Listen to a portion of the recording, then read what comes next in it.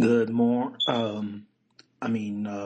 What's this? Afternoon. Good evening, everyone. Good evening, everyone.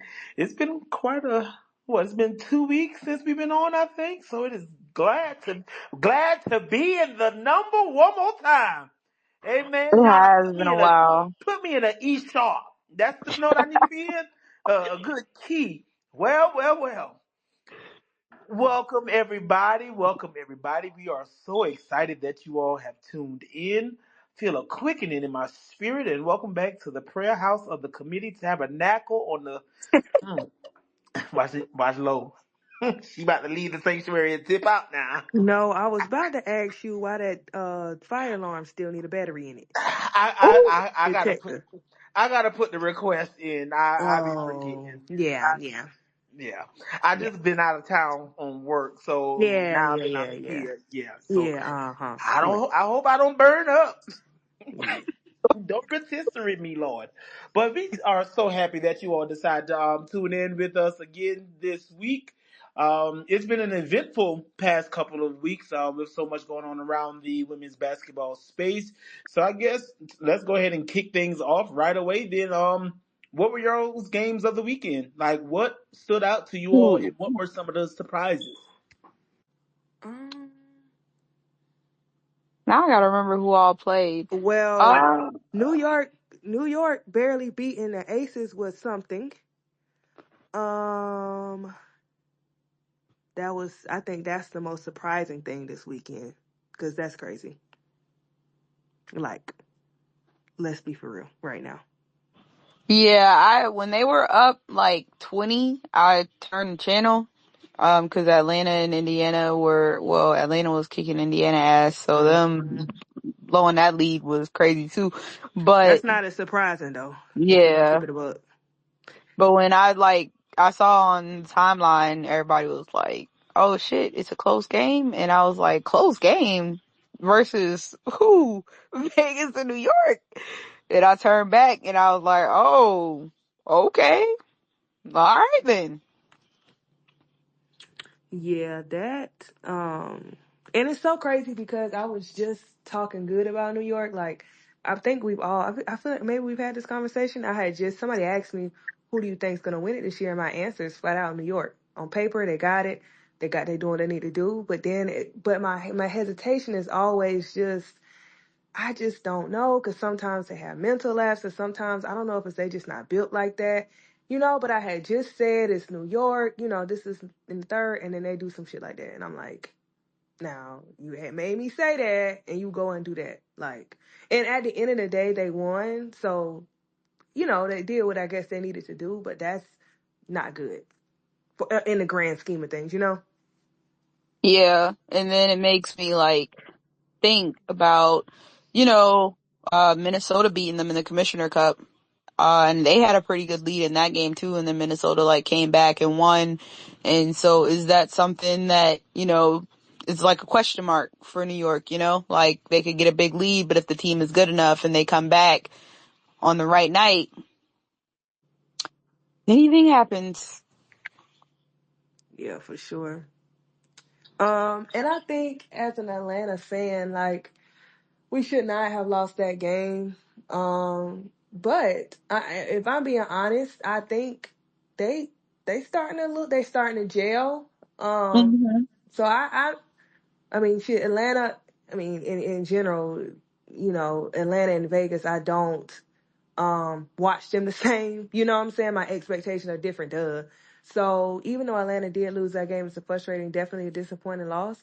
They starting to click. They're starting to put some stuff together. Nas is really coming out of her shell. She's just a really good role player. I am so happy that Jordan Canada came to Atlanta because that deep damn defense, the way that she can run the offense, the way that she knows when to attack, when not to, when to take a shot, the way that she's really learning how to set people up for their shots, how they like the ball, like that. She is phenomenal. Like, I'm so happy. Um, And Ryan's starting to find her groove. yeah, she is. Uh, she's like, what, She up. She three had 30-point games in a row or she had four? like 100 points in the last 3 games. Yeah. Yeah. So that's good. And Alicia's still doing her thing. Alicia's steady though, for the most part. So their defense, they definitely Mm. have lapses. Let's say I'm not, like I said, but their defense has looked better. So they're coming into form. They're coming into form. And I saw a lot of talk about Tina being this and this and this, but she getting ate up by Leah Boston. First of all, Tina has not been good at defense all season. She's a scorer. Like, I mean, when she was hot in the last Indiana game, being there in person, I saw everybody tweeting, "Oh, Tina going off." And in my head, being there watching when it was in State Farm, I was like, damn, yeah, but she done gave up 20 points on the other end. So it didn't really amount to that much to me, but whatever. But I do think they need going forward like a big defensive presence in the paint. Just another presence in the Kalani. paint. Sorry. Eh, I would want more of a Shakira-esque girly, Hmm. that type of vibe. Somebody that can run with them. Yes. But I mean, whatever. But yeah, I was disappointed, but you know, that was a good love. I liked it. I liked it. Really good game. Okay. And Hmm. so those were some of the highlights from the weekend. We already talked about Aces versus Liberty. Um, Going on to the sweepstakes, we thought some teams would already have been in this, but the two teams now that are in the sweepstakes for Paige Beckers are the Wings and the Sparks. They have been eliminated from playoff contention. As of right now, the Sparks have the best chance of getting Paige Beckers, or excuse me, of getting the number one pick in the upcoming draft. This smoke detector about to drive me insane. But then they are guaranteed no less or no lower, excuse me, than the third pick. So out of those two teams so far that have been eliminated, and we also know that draft picks can change at any given moment. Who do you Hmm. feel like needs a Paige Beckers? The Los Sparks. Angeles. Okay, as their Easily. What the starter or ho as ho someone ho? to What bring the off the hell for? I'm a homer. Shay, Your y'all. team, Shay, I'm sorry, Shay, your team's still with it. So Yeah, the that pot was has been No. This lost in ain't the even Mystics about the. front office because This for ain't some about the Mystics. I ain't got there yet. What the hell we gonna get paid to Kurt Miller for? Send her to Greg Bibb. That's oh, worse. that's worse. I'm in though. Dallas, Oh, so it's not worse.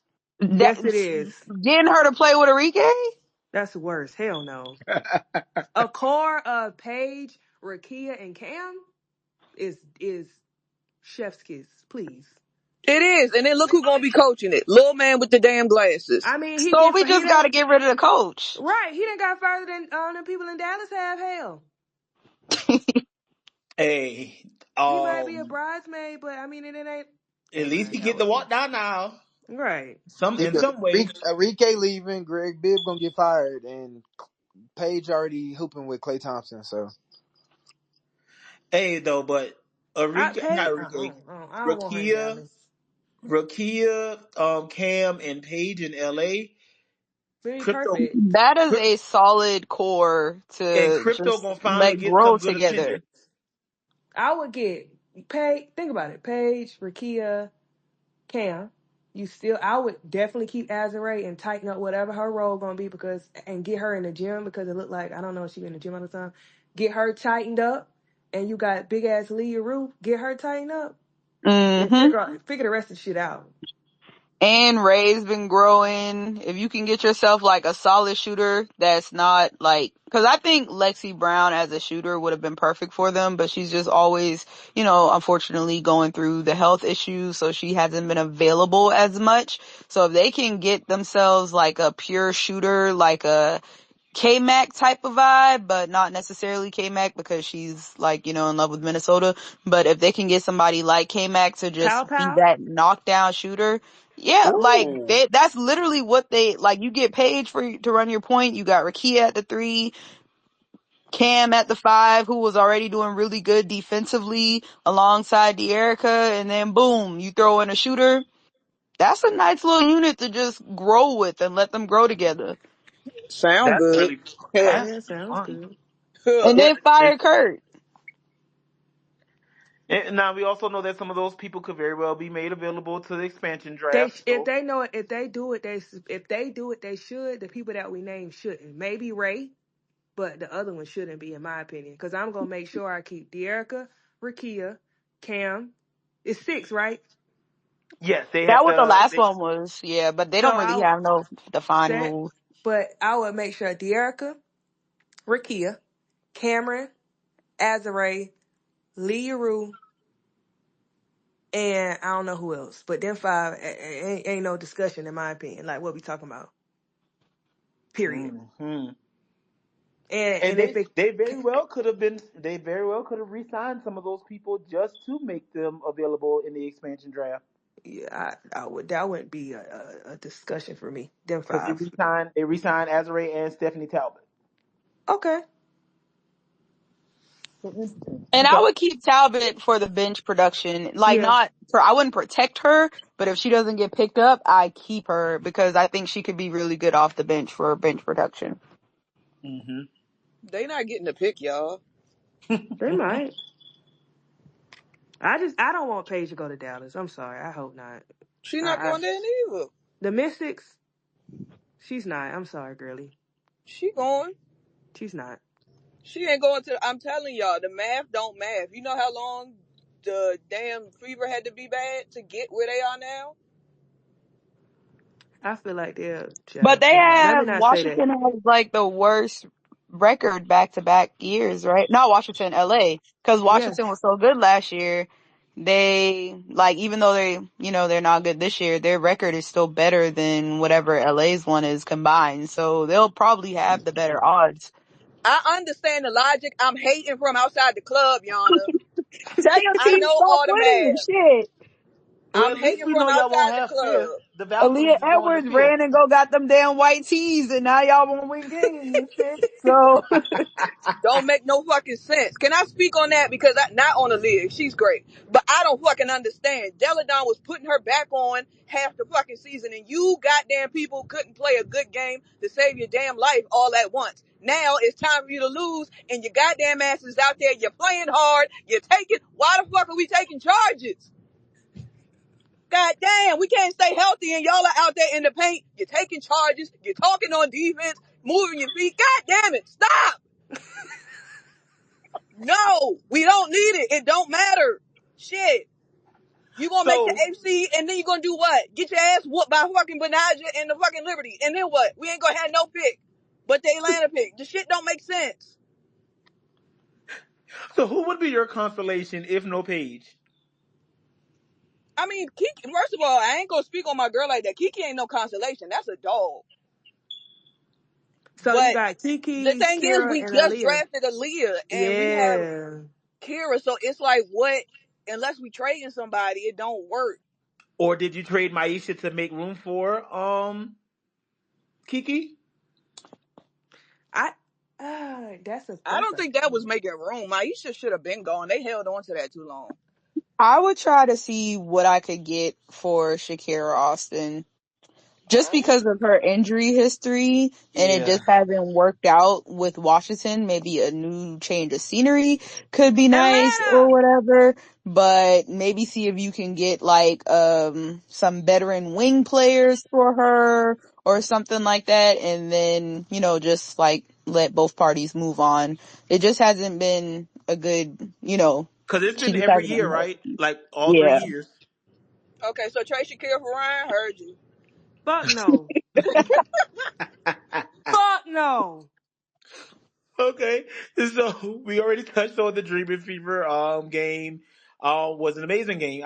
Very exciting game. Ryan did her thing and went off, but we all know the end result. They Now fumbled. we have to talk about that end result because Tanisha, ma'am. That was silly.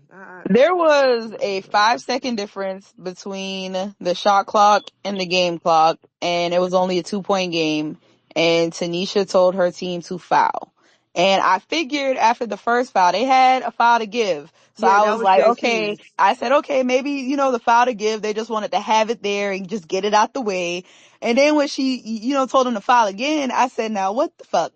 Like, hold on, Yeah, wait a that minute, was what are we silly. doing here? And I ultimately think that took them out the game. It did. Because what are you fouling for? I thought Atlanta played pretty solid defense, down the stretch, and both teams kind of were missing shots.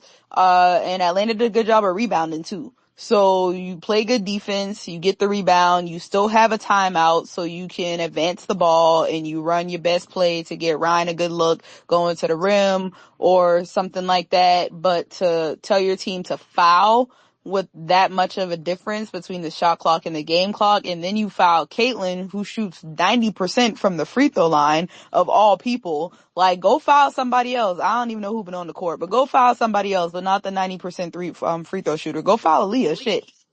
Yeah, and then they I think, I mean, it's easy to say what you would have done, but I think I would have chalked it up because I think they were scoring pretty well too. You know, I'll take my chances back on the other end. It just was a, but it's kind of like, you remember that last game, she had called the timeout to advance the ball, but it was already up. I think just late game, maybe she just be scrambled. Be nervous. Yeah, and I don't blame her because I probably would be too, but that means she So don't you even say care. she ain't squiggling enough on that board? No, that wasn't even, those things don't even be squiggling because I ain't gonna lie. The plays that she called in to get some shots, they got some shots out of what they were looking for. That don't They even be did. the that don't even be game like a clipboard. That just be a cerebral flatulence, a brain fart. Just fucks up. I'm sorry, I've never heard of cerebral flatulence before. I like that. Okay, so we're gonna move on from the Atlanta Dream and Miss Shortset. So going to Phoenix at some, huh? Phoenix don't even deserve to be in the playoff. If there was a way to remove somebody from the playoffs after they clinched, I would remove I Phoenix. don't Like, understand Phoenix them. is just, They are a I don't two want to pack see of them. ass and attitude. That's all the fuck they are. Just Now ass walk and off. attitude. And they are always so upset and angry. Devon Yes. said he coming. He getting off work. And so when you look at a team like that, that's put like Phoenix, you would think on paper, and this was a discussion I remember very vividly at the beginning of the season. We all said that Phoenix on paper, very talented team, very talented core, but will there be chemistry issues? Will they gel on the court as a team? And at some point, at now we do see that that is an issue. What do you think is the main reason why they? Diana Taurasi. Because when they Well, signed, no, I'm dead ass. Remember when they signed Skylar and Tina, and was it that we was all on the timeline and we said this shit gonna go left. Sorry, Skylar, don't block me again, sister, but we was right. Yep. yeah. And now we got a whole crop of new people, and the shit still going left. And who's the one person who been there the whole time? Goddamn old Yeller. It's And happened through Sophie. it with everybody. It's happened with the obviously well documented with Cappy Pondexter, through everything, Diana has been the mainstay. And anytime there have been But some issues, they don't want to talk about that. But they could pick and choose and point out what this person did with this person and the issues with this person. But they don't want to talk about that. yeah. And like to be And I honest, quite also surprised that think, BG's still there. Don't get me started. I'm not. But I also think personally, I've enjoyed watching them not do well because I thought it was a slap in the face when they let let Tibbetts or whatever come into the league being the highest paid coach who literally had no interactions with women basketball altogether. And they were just like, he's the highest paid coach. He coached in the NBA. It's smooth transition. Let's just give him these pieces and boom, boom, everything gonna be fine. And he was just like, yeah, I don't, I haven't watched, don't know much about it, but the players are gonna be, they're gonna help me as much as I help them. And I just thought, to me personally, when I listened to the press conference, I was like, that's a slap in the face to me because there's coaches that are available kind of waiting their turn that have done the work with the W. And so to go grab him and so to see him not doing well, I don't know, it makes me And, smile and because it ain't that easy. they Like, threw in it's not Christy that Tolliver simple. there for a little bit as a little bit of parsley. Correct. So, But probably needed somebody to appease Diana. Because if you that's notice, that. whenever she calls for a review, he doesn't hesitate. He goes ahead and initiate it. That's her team. Well, yeah, you got to get somebody that's gonna bump technicals with her, but the shit, this is the result, and you The can't whole buy team be championships. angry. Yeah, they be so angry. It's concerning. Like, I understand sometimes, but Jesus, they just be so upset. So do we think that it's an issue? I know we don't want to say timing, obviously, because they've had all season and off season. But do we think that there is a possibility that they could find their stride over the next No, 5.5 You games? don't. I think they're talented enough to, but it just depends. they Because got too many experience in the people playoffs doing is their own shit though. Like you got Natasha Cloud not running point. You got Cobb bringing the ball down, True. and you got a whole ass True. point guard in Natasha Cloud who main goal is to defend the 4 and 5. Like what? Like what? Like that That's don't make dumb. sense to me. And then you grab Monique Billings, which is perfect when you got Monique Billings because she's the 4, so you can put her next to BG. But even then, you still like Natasha wants to guard the 4 and the 5, so let her keep guarding Asia. Like, why the fuck is Natasha Cloud guarding Asia? Why? That don't make no sense. Why is Carl bringing the ball up the court and you a whole ass point guard? Go get the fucking ball and defend the other team point guard. That is your job. Don't nobody want to see you defend the 4. I don't care how much time you scream, I'm a defender. I deserve to be on the all defensive team. I don't give a fuck. You are not going to defend the 4s and 5s of this league. I don't even know why she wants Well, to that's I, because because she that. too busy trying to bump. Never mind. Trying to match up with it. And then you got DT doing whatever she want to do. And then grabbing people, BG, they use elbowing them. her, don't use her, and then BG picks and choose when she want to be dominant, like every 6-7 player in the league. Yeah, Yeah. I don't know. Good luck to them. So floor and ceiling in terms of playoffs. What do you see? Losing the first round, losing the first round. Dang. Okay. All right. So we're going to go on to the next crop. Wait, They're all contenders, and Also, never mind. We probably gonna wait till the end for that. Go ahead. who would they be facing? Who would Phoenix be facing theoretically today? Minnesota or Connecticut right Oh, now. that's wax. They're, I think they're pretty much set at the 7th seed, but they honestly could drop to the 8th seed, which would be hilarious. Like they've done enough to be in the playoffs, but they can still keep losing and become the 8th seed. So it'll either be whoever's the 1 or the 2 seed. yeah. So out of these next three, who is the most intimidating? Minnesota, Seattle, and Connecticut. Minnesota, for Phoenix or just in general? Just in the playoffs in general. And we know we understand that it all depends on matchup, right? We know there are some teams like Minnesota has had Vegas's number, but Vegas has had Connecticut's number, and then Seattle. It could go either way with them. So who do you think is the most complete team and the most intimidating? Mm, I don't think none of Can them. my answer be Yeah, I none? don't think no. none of them are complete. But I guess Minnesota's the hottest team right now. I Um, think I still but might. I New think I. York's the complete team to me. Okay, go ahead, I don't Lo. know. Connecticut when Connecticut is hooping, it's them. I don't know.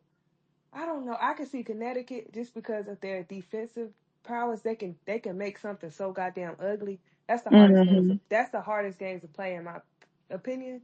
That's why I love defense.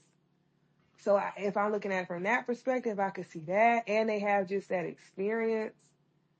Uh, but then I can see Minnesota as well. And in the playoffs, I don't know. it becomes a grind, right? And Connecticut is honestly built for grinded out series. Like if they can make the series, low scoring, physical, make the other team tired by the time you get to game 3, that adds up. So, Is the first round still single elimination or is it a Nah, three? it's best of three. best So of 3. it's 3-5-5. Okay, I think, in my opinion, I would say the Minnesota Lynx. I think that when you can't like scout against the team because you don't know who's gonna go off, it's kind of dangerous in a playoff setting or in a series setting. But yeah, either New York or Lynx on a hot streak. Could Minnesota interest me in a series, like in a series playing like back to back to back? That's interesting to me. I don't know. That's interesting to me. I 'Cause definitely think they'll win their first round.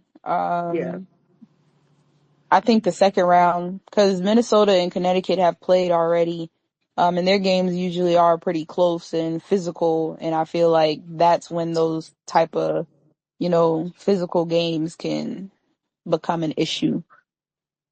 I think right now the only series that we kind of know is set in stone is Aces in Seattle. Like they, Not really. It can change. they so Mainly because KD Seattle's been kind of up and down, and Indiana is still in play to get the well, 5 seed at that is least. true. That is true. Okay. A lot of For a things have while, to it go was looking right like for they were them. flip flop between the two. One would be 4, then the other be 5, and Yeah. then so yeah, that is true. And then Connecticut, if I'm not mistaken, let me pull Connecticut. Is Connecticut at jeopardy, at risk of maybe dropping to 3? I mean to They're 4, already 3 right now. to 4. To My bad. 4, to me, they have a favorable schedule to finish out the season. And so unless they lose to some of the teams that they probably shouldn't lose to, I think like they have LA left. Can't remember who else And they played, remember, but I every think it's year pretty those are the easy. teams. Those teams that have been eliminated already usually sneaks one. But I think as long as they win like 2 to 3 out of their next, they should be fine. I don't Ooh. think they. Connecticut got okay, so they have the Sparks, the Mercury, the Aces, the Lynx, and the Sky. As long as they win, I think two of those because I want to say they're already 3 games ahead of the next team, which is Vegas, and Vegas still has a tough schedule to finish out too. So I think as long as they win 2 of those, they'll be straight. They'll finish top 3. Do we Okay. see any other players take like any rest for games? Do y'all think? I can see Ka taking a rest for feet, but no, they kind of still fighting though. So I don't know. Are they? Are they fighting? You're over there. I think Liberty players could rest. I do think that some Liberty players will rest. Um, I don't know I about mean, anyone they else from might be. They Minnesota. might have to because Ka and DT at 6 techs anyways. One more tech, they gonna be forced to rest. Yeah. Now, do It you might not rest come by now? choice. Do you rest now, or do you take that chance of getting a tech in the postseason, or does the counter restart? Ooh. I don't think it restarts, but that is interesting. That'd be. I wonder how that work in playoffs. Like, do they actually be like, okay, you're already sitting at 6, and we going into the playoffs, and boom, now you gotta sit out? That would suck. But just shut up sometime. Hell, Okay, so now we're on Shay, a battle for eighth. 3 teams are still alive in the hunt for the playoffs, and they are the Washington Mystics, the Atlanta Dream, and the Chicago Sky. Which of those teams do you feel like wants it the most, and who has the best opportunity at securing an eighth seed? I think all of them want it, but um, I don't know. I ain't gonna lie. It's really up in the air. I have no goddamn clue. I ain't gonna hold you. Okay. yeah, I honestly think this one's up in the air. And Yeah, I was looking at their close schedule, and they all play each other. Like Yeah. Washington still got to play Atlanta and Chicago. twice. Atlanta got to play Chicago, Washington, and I think Dallas. If Dallas is out, but still, and like they all still play each other. So those games are gonna be Yeah, it's up in the huge. air for sure. Looking at it, so over the next, so yeah, like you mentioned, so I think Atlanta probably has a tougher route because they play the Lynx, the Mystics twice, and then they play Chicago and New York. Now, depending on which version of New York they get, it could be okay, cool. And then you have the Sky who play, like Yana mentioned, the Sky hosts the Mystics, and then they go on the road to Minnesota, and then they play Phoenix, Atlanta, and then Connecticut. So the That's tough Sky, too. yeah, Yeah. that's tough. And then you have the Washington Pagettes, hopefully, that go to Chicago. They go to Atlanta, then they turn around and host Atlanta, and then they host the Liberty, and then the Fever. So it's like, Yeah, okay. everybody got a that's everybody. Yeah, it's up in the air. You just repeated the same thing 3 times. Everything All the everything up in same the air. teams, but one little sprinkle of a different tough team. Yeah, yeah. It's really up in the Okay, air. so out of those three, if either of those three, whoever gets the eighth seed, right, who is the biggest threat to New York? It depends on the day. For all three, hell, it's up in the air, Brandon. I say Washington, and Mm. they gonna hate me, but I don't know. it It with depends on the the day. healthy Shakira, Brittany But I don't. Sykes, Do you think she's Van gonna? Loo. Do you think she's honestly gonna be healthy though? I don't I think so. mean, I don't think just so. Cause in she all was. perfect scenario. Oh, okay. Never mind. We talking about perfect scenario. With all the injuries and stuff going on, hopefully the people that's in. Yeah. But damn it. It really would have been Dallas for me, but they kinda Yeah, I don't. I don't really, fit you. Brandon, that shit up in the air for real. Like, I agree. Well, okay. So that's that. And speaking of the race to the eighth seed, we also understand, and it's been reported. Well, she announced it herself that she will be missing the rest of the season, and by she I mean Angel Reese, due to a wrist injury. Um, but she is committed to still being there to support her team, and as they battle and chase their spot in the playoffs.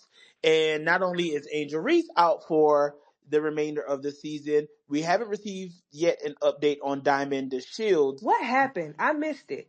So I think she came up with a rebound. She went for a rebound Uh huh. or went for a basket. Either way, she was coming down and she landed on a player's foot, and she had to be escorted out. She went back to the locker room. She was down on the ground. I think maybe between 3 to 5 minutes. You Oh heard her damn. screaming in pain, like Oh my while it god. happened. So we don't want to speculate on injuries, but we do know that it looked Jesus. like she was in pain. So with them already being without Elizabeth Williams and Angel, that put them down to 10 bodies. And now, depending on what um, is the diagnosis of Diamond DeShields, they would be able to get a hardship player. Someone, I'm assuming, probably of veteran nature that could possibly come in and help them fight for that playoff spot. And so I know in the chat we talked about different names. What do you think they should look for if they have to go for a hardship signing? They just gonna have to get a body at this point. Shit, I was Raquana gonna say they Williams. might as well go get Kaiser. At least she know the playbook. Can you mute her mic? do you 'Cause do you go and I was get thinking like on the whole other side of the spectrum. I was about to say go get Raquana. Can you mute your mic? we've seen different names. We've seen Liz Cambage. Can I've you heard mute your some. mic? I've heard some. I've heard some people say Didi. Didi is a longer body in terms Didi is of. hurt. Didi She's is out Yeah, of hurt. she hurt Yeah, recess she's herself. surgery. hurt. Oh, okay. Everybody just mute the mic. In the show. In the show. I want you to go take that damn fire detector off the ceiling. Cause you Well, blowing me. What about what's the point guard name? Well, do they need any more point guards? Probably No. not. 'Cause I was gonna say the one from the Nigerian national team. Her name is like it just escaped me. But mm. she was hooping. I don't even know if she'd come over and play, but I think I she think they stay would need here. a. It's like, oh, okay, she if you're. do. She be in Okay. Atlanta all the time. I mean, you already lost Angel, and so you're playing with the three big rotation between Camilla, Izzy, and I mean, and Bree. So do they So go and two get and a a big out half. there? Who's an available big that's a competent enough big? Do you go and bring someone like Kayla George over? But so um, where's Hey, Amani McGee? Go Kayla get Jordan spending pulled night up in New bag. York and did what she needed to do. So Wait, wasn't Amani McGee in the training camp? I I don't don't think so. know. she was Who's one year. still I don't on know the if it was bench? this Who's Or year. still on that Taya bench? Mir or whatever her name is. We need Oh, Chase. Nia lawyers. Raymer. We need lawyers, Greg. Who's still on the bench that don't play? Breonna Turner and That's it. Everybody yeah, else plays except for Turner. and Dana Just on play Dana. occasions. Just Y'all play know who Dana. Yeah. always game ready? Who? Re- Angel McCarthy. yeah. Yeah, I would Mute say her. Morgan Angel. her Mute put her him out of motherfucking retirement. mic. Boy, her and Kennedy Mute gonna her be mic. duking. Mute her. Please. Angel Look, gonna come Angel in might and be give that the one. She whole might league sit her down, and CDs. by the time Angel come out that game, she'll have a quiet 12 points and 8 assists and three. I mean, she could give you something. And one halftime performance. Right.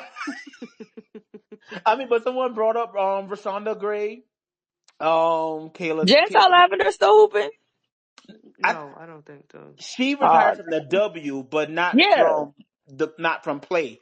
Oh, Miss A, Mystics, Tiana Twins. Hawkins? Tiana. Tiana Hawkins could be of service to the Sky. So there are some players out there who have experience, deep playoff experience.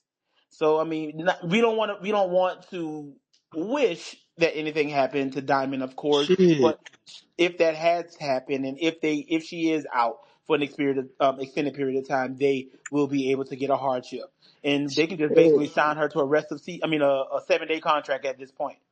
Where's Better LaDasia tell Ty Williams at? Young, lace him up. I would say, where's LaDasia Williams at? Ooh. Oh, okay. Yeah. I was about to. I didn't want to get cussed out.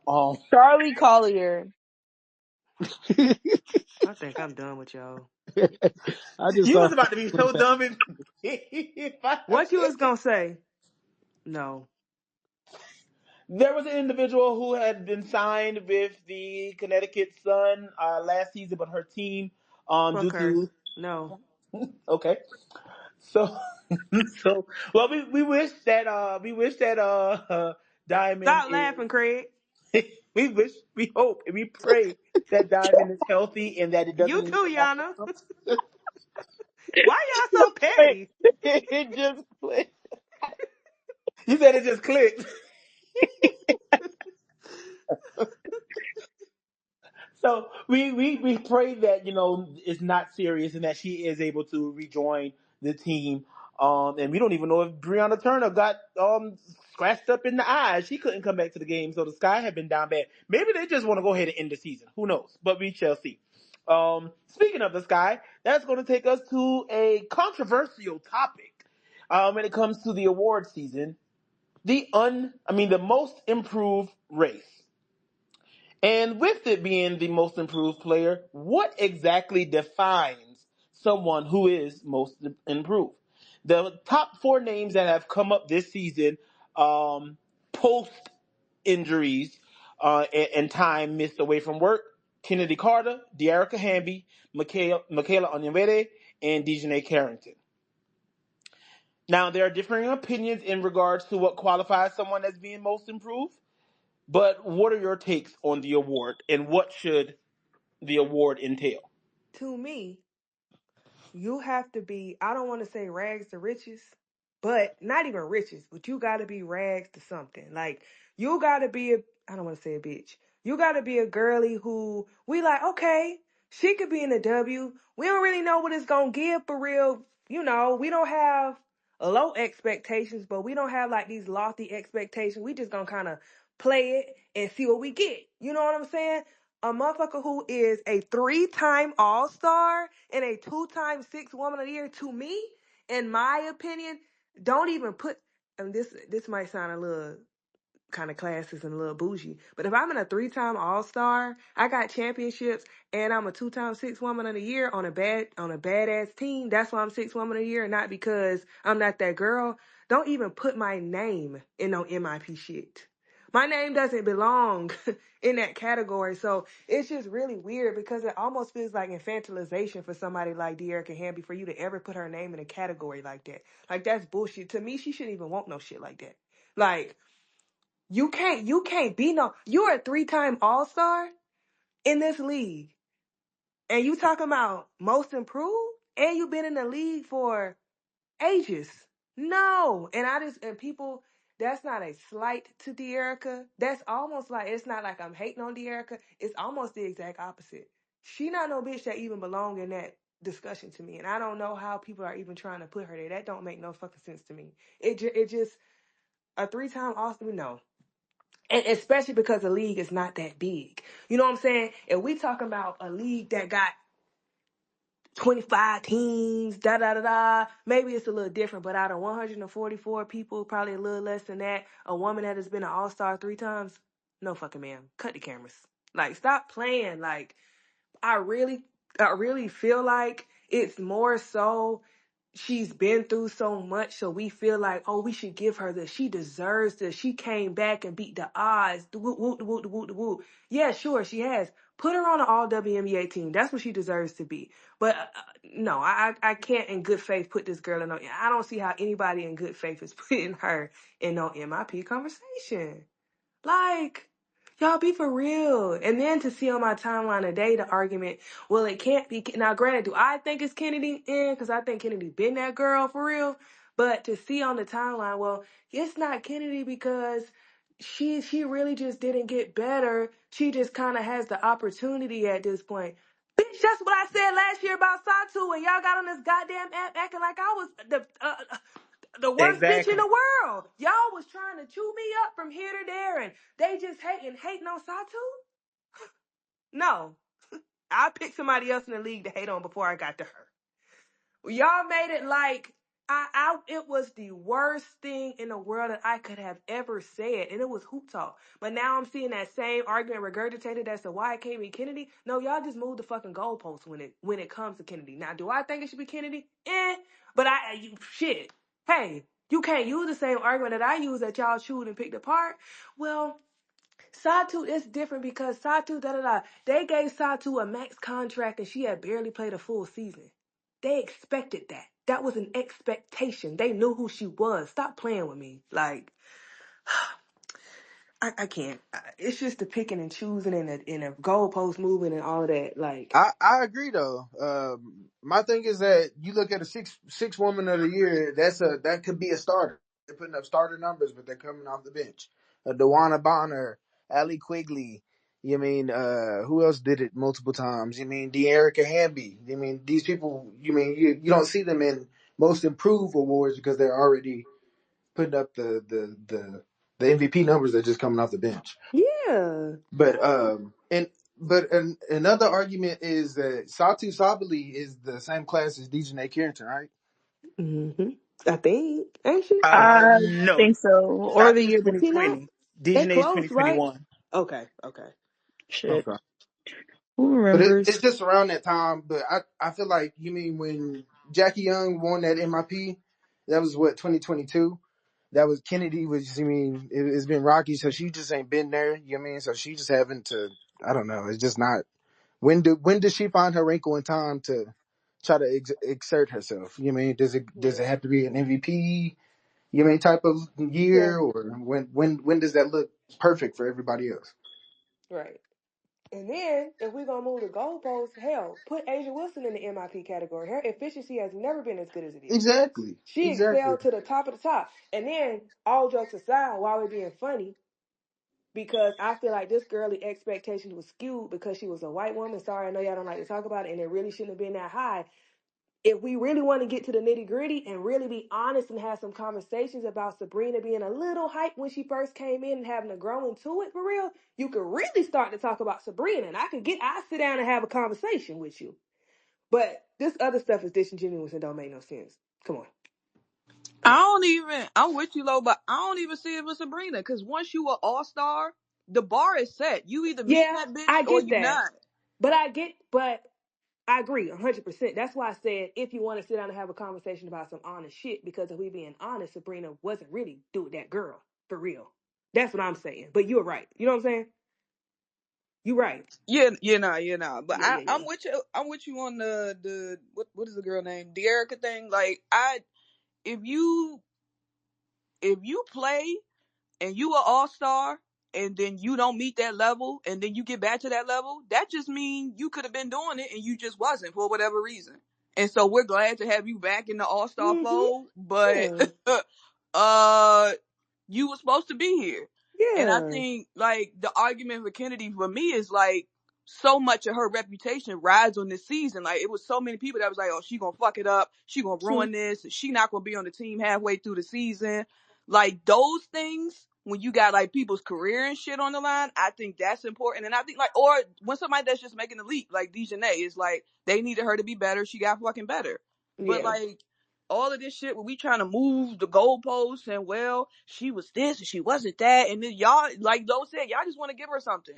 And if you want to give her something, that's cool. She earned all WNBA. Put her on that shit.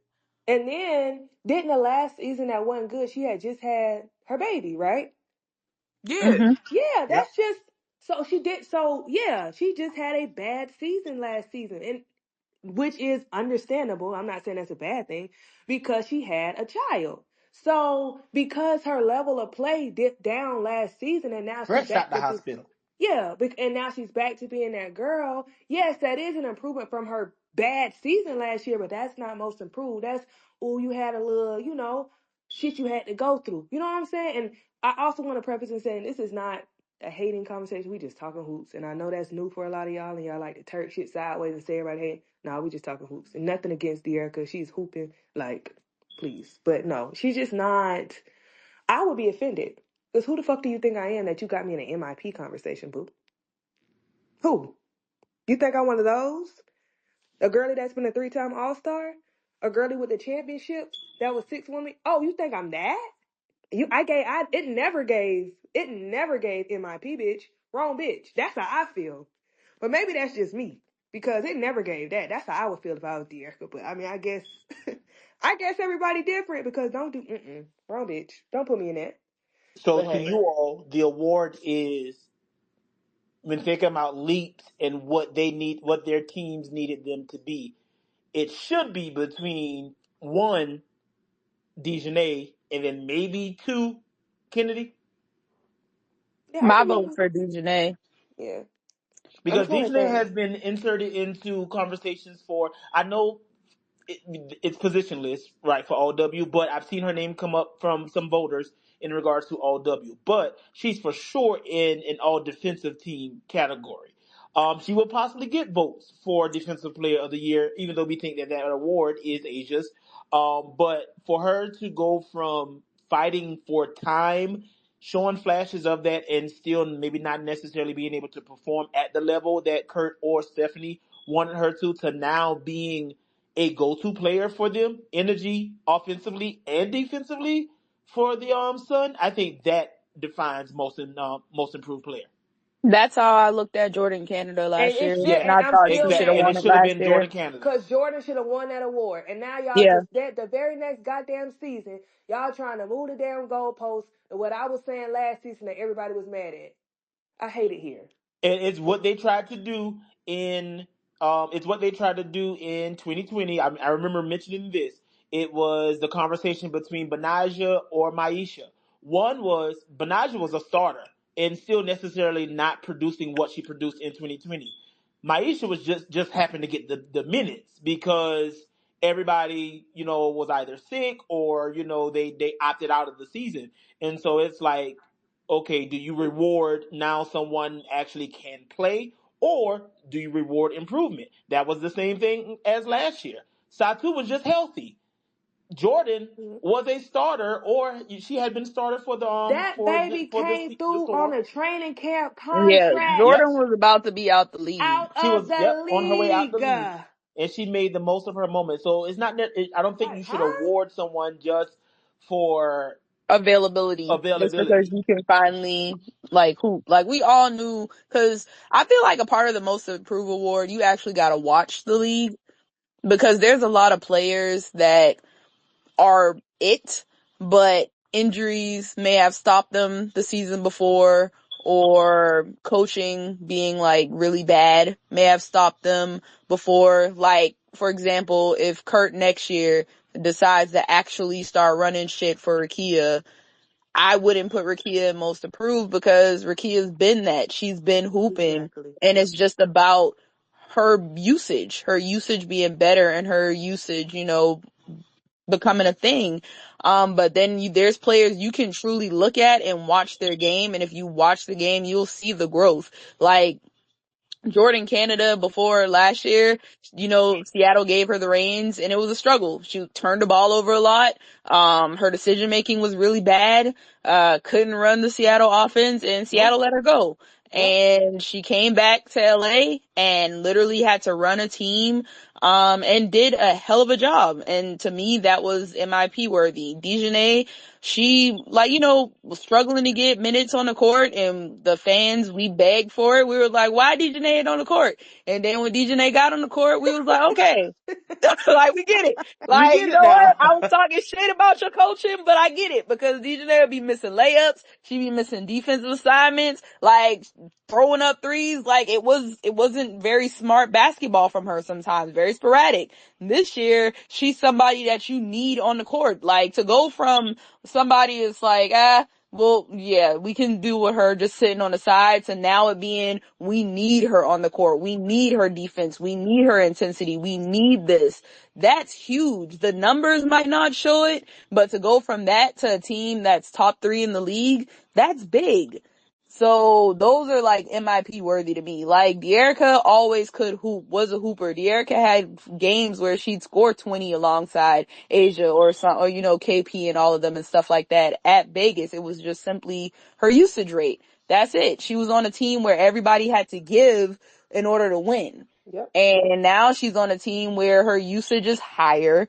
She's needed more, and she's, answering the call. And I think that has definitely earned her an all W team season. I definitely think she should be on one of those all W teams because it's rightfully deserved, but I don't think that's improvement. I just think that's usage. She's just being used more. And I just don't, like I always say, I feel like the women's basketball space, we're pretty knowledgeable, and I can't see how anybody else can't see that. Because it was, and then I know I saw something else today. Well, her efficiency, like, anybody can be MIP. And damn sure, if we gonna go by that, it could be fucking Asia Wilson. Like, it just, I Asia, don't, I seen somewhere that said Asia having the best season of her career. She done yeah, improved every damn stat. If that's exactly. most improved, then that's improvement. Sabrina, And like you said, improvement. Like, that's improvement, but that, like, I don't see that as most improved. That's a great player getting getting better. better. Yeah. All W team, here you come. Like, Yeah. which That's is what I'm still saying. impressive by itself. That's why I don't get it. I don't see how anybody, I don't understand in my head. It doesn't make sense that everybody can't see that. That don't make sense to me. I feel like the most improved award was meant for players busting on the scene and making a name for themselves. Rags to Um, riches. yeah. Like, yeah, no. But Can we also agree that most improved is not I mean, most improved is a WNBA award, right? Comeback player award. Is that a WNBA award? no. It I is think not the AP does it. I think the AP does it, but I don't think the WNBA does. They correct need to, though. They need to. because that's an entirely different award. Yes. All right. And so we're going to go from most improved to do y'all have class tomorrow? As we know, we've seen the college girlies be out and about frolicking in the streets, getting their life, capitalizing on all of this NIL momentum. And as Lo mentioned earlier, this is just lighthearted fun. We're taking a moment to appreciate the way that these athletes have been able to merge or talk about the intersection of sports and culture. And so, what have been some of your favorite moments? I guess as summer comes to a close, quote unquote, of some of your players that you've seen out, whether it's at New York Fashion Week or whether it's out at an award cycle show or at the Olympics. What have you enjoyed or who have you enjoyed really seeing living their best life and having their hot girl summer?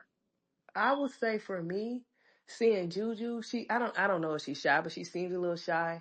Seeing her seem like, she come out of her shell a little bit, talking a little bit more. You can kind of get to know her personality.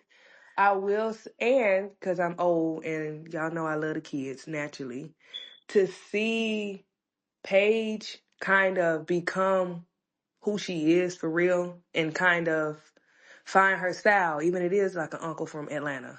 You know, it is what it is, boo. That's what you like. Now she But calls her from Augusta. yes. So for her to this watch page come into like her own and find exactly who she is, that's just been really dope to see because for a long time I feel like she was just basketball, basketball, basketball, basketball. But now it seems like she's just grown into the young woman that she is. She knows what she likes. She knows her style. She seems she's comfortable in that. She knows this is who I am. Take it or leave it. Um, I like that. I'm happy for her for that. Um, who else? Oh, oh, go ahead, Lo. Oh no, I was thinking. I'm done for right now. I think that's a great point you bring up, Lo, about Paige. Because I think that what I enjoy about Paige and AZ is that to have two people who have gone through what they've gone through on this app, on the internet, and that damages and destroys people's self-confidence. They don't want to, interact, and to see them not only be outside, but they outside at all the shit. Like, I love that a lot. Now, I agree with you about Jew too. Like, Jew is definitely like, I'm here to play basketball. Like, clearly she be in the gym, but like, I love to see her. Like, wasn't it her that was at the Olympics with Dawn? Yeah. Like, just Mm-hmm. hanging out. Like, I just Hmm. love that they are like in this era where they could be like, yeah, girl, we just about to be outside, and it's not like weird for anybody. I do think we are watching we watching the amateurism of collegiate sports become like completely obsolete though. That's my other point in watching it. But so I'm like, ooh, y'all, this is amateur sports is pretty much done, and I'm watching it be done. I feel like in 20 years I'm gonna be like, I remember when college sports da da da. So that's also an interesting. When you had to go to class. Yeah, that's also an interesting part in watching it happen. Um, I've enjoyed seeing Flau'jae, and Flau'jae's been everywhere. And I remember I talked about this during All Star. Flau'jae performed at what felt like every party during WNBA All Star. is your hand over your mic? No, can you not hear me? I can hear you just muffled. You sound like you 30 feet away. That's my jumper. Oh Lord, What about now? This better? no. It didn't even change. I mean, not at all. How about this? Okay, Yes. so no, what I was saying is that I really enjoyed the season or the summer that Flau'jae's been having. I love, like you said, Juju becoming humanized, and because we rarely heard her speak, but then Flau'jae this summer has been everywhere. During WNBA All Star, she Everywhere. performed at I think every party, like from Coinbase to Candace party to like officially. I thought she was going to get up on stage with Pitbull doing halftime, like she's really been everywhere. And then obviously we know that, she's done the thing with Overtime Elite. She has her podcast. So they really have been a lot of places and Everywhere. being recognized for being great athletes. And that's something we haven't really seen a lot. You go to a lot of the games, they're gonna always shout out the NBA players, shout out whatever NFL players there. But like now these young ladies have been going and captivating the audiences just by chilling on the sideline chewing their popcorn.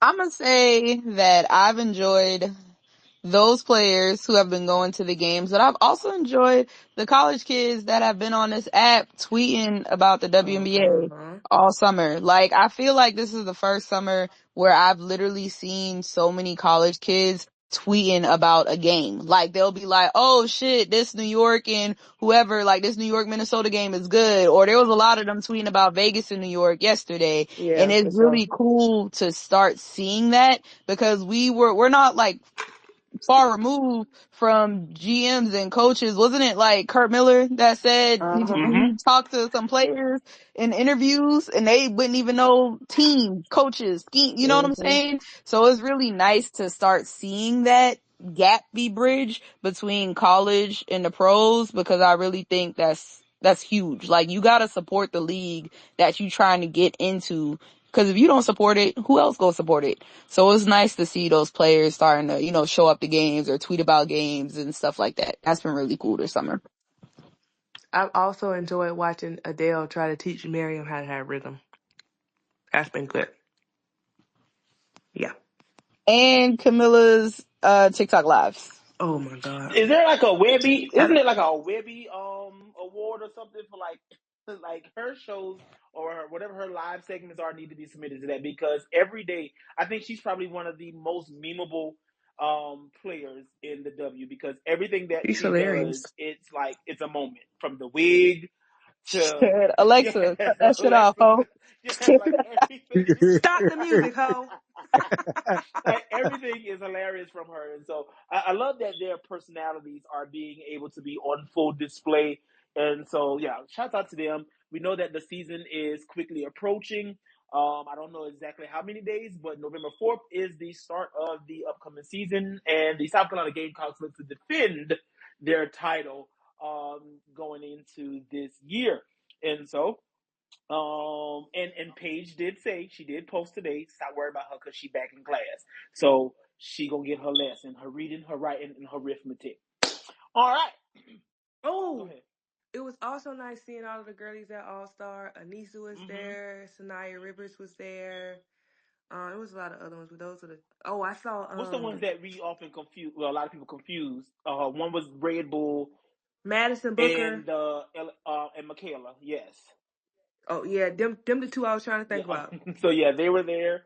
HBL I think was out there too. Oh yeah, she was. What?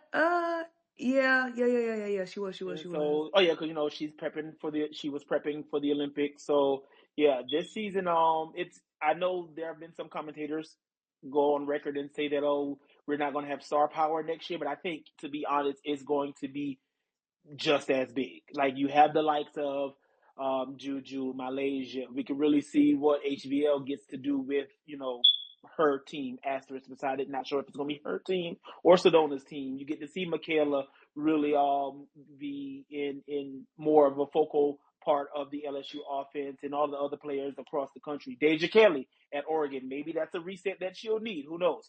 So it is definitely still. Who coughing? Shay, I think. Sorry, I was drinking something. so, sometimes new environments can definitely help out a lot of players. So we're looking forward to that, but we still got some time to go. We're still in the middle of the WNBA season, and so we want to talk about, do they really like each other? What does that mean? Well, we all know last year that Kelsey Plum, some infamous words, depending on who you ask, were uttered, in regards to the Liberty potentially really not knowing each other because they were a team that were thrown together that particular season.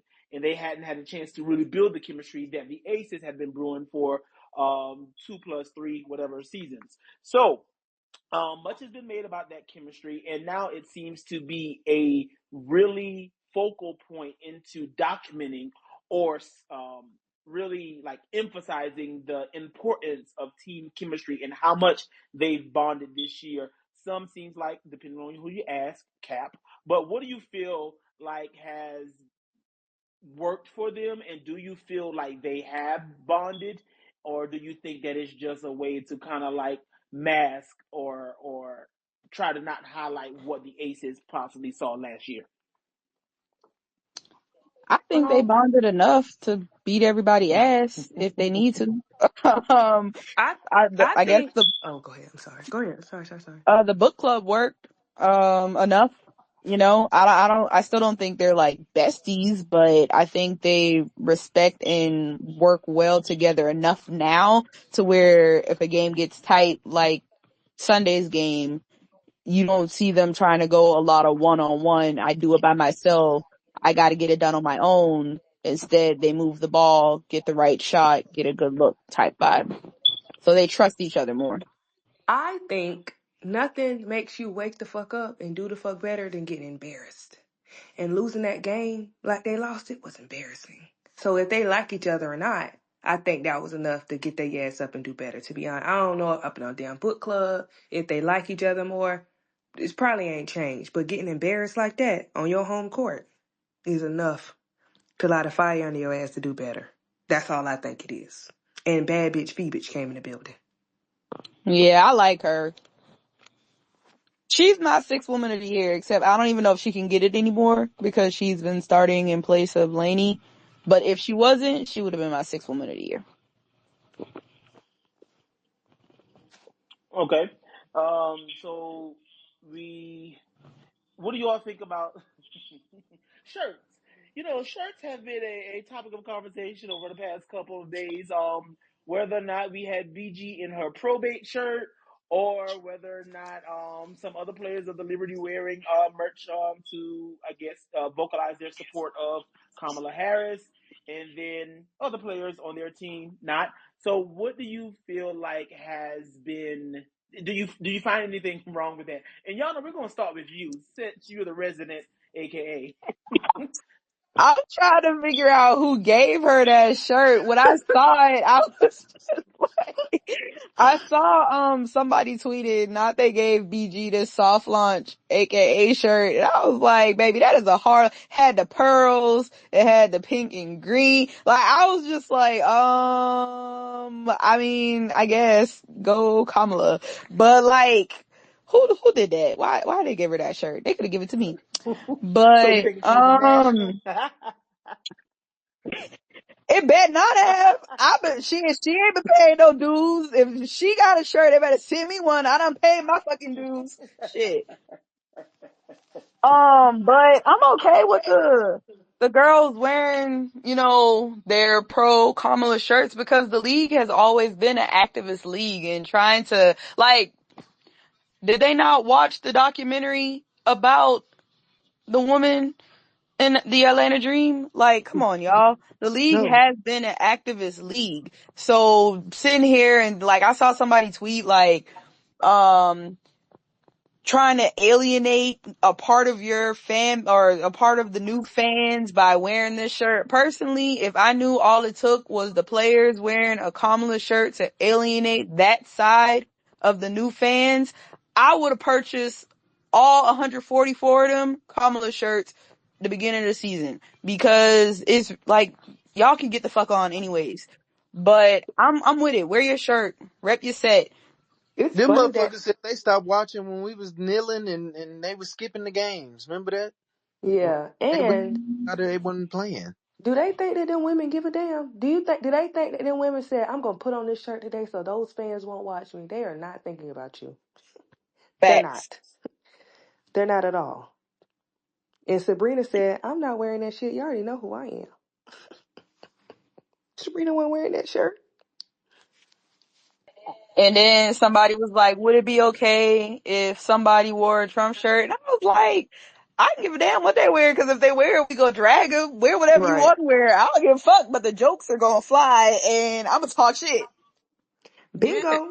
I don't. It was like I had said, like if that was what we needed to do, then like cackles and silk presses and chucks and pearls for every damn body. And so it was so many people that was like, well, what if she wore a Trump shirt? And I don't. If she want to show up in a Trump bra, zir with a fucking Trump panty line, I don't give a fuck. But guess what? You are telling the world that you are endorsing a candidate who wants to strip away women's rights. So if that's what the fuck you want to do with your time, be our guest. But guess what? You got to answer to your fucking teammates in that locker room, bitch.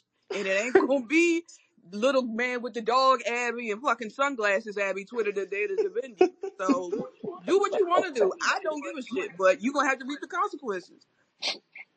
And speaking of locker rooms and addressing things, I think this takes us to our next topic.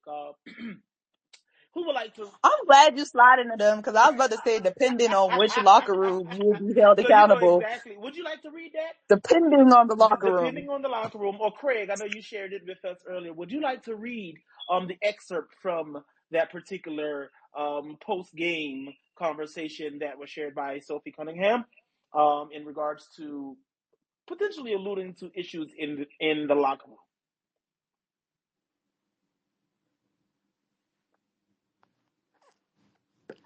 1 second, let me find it.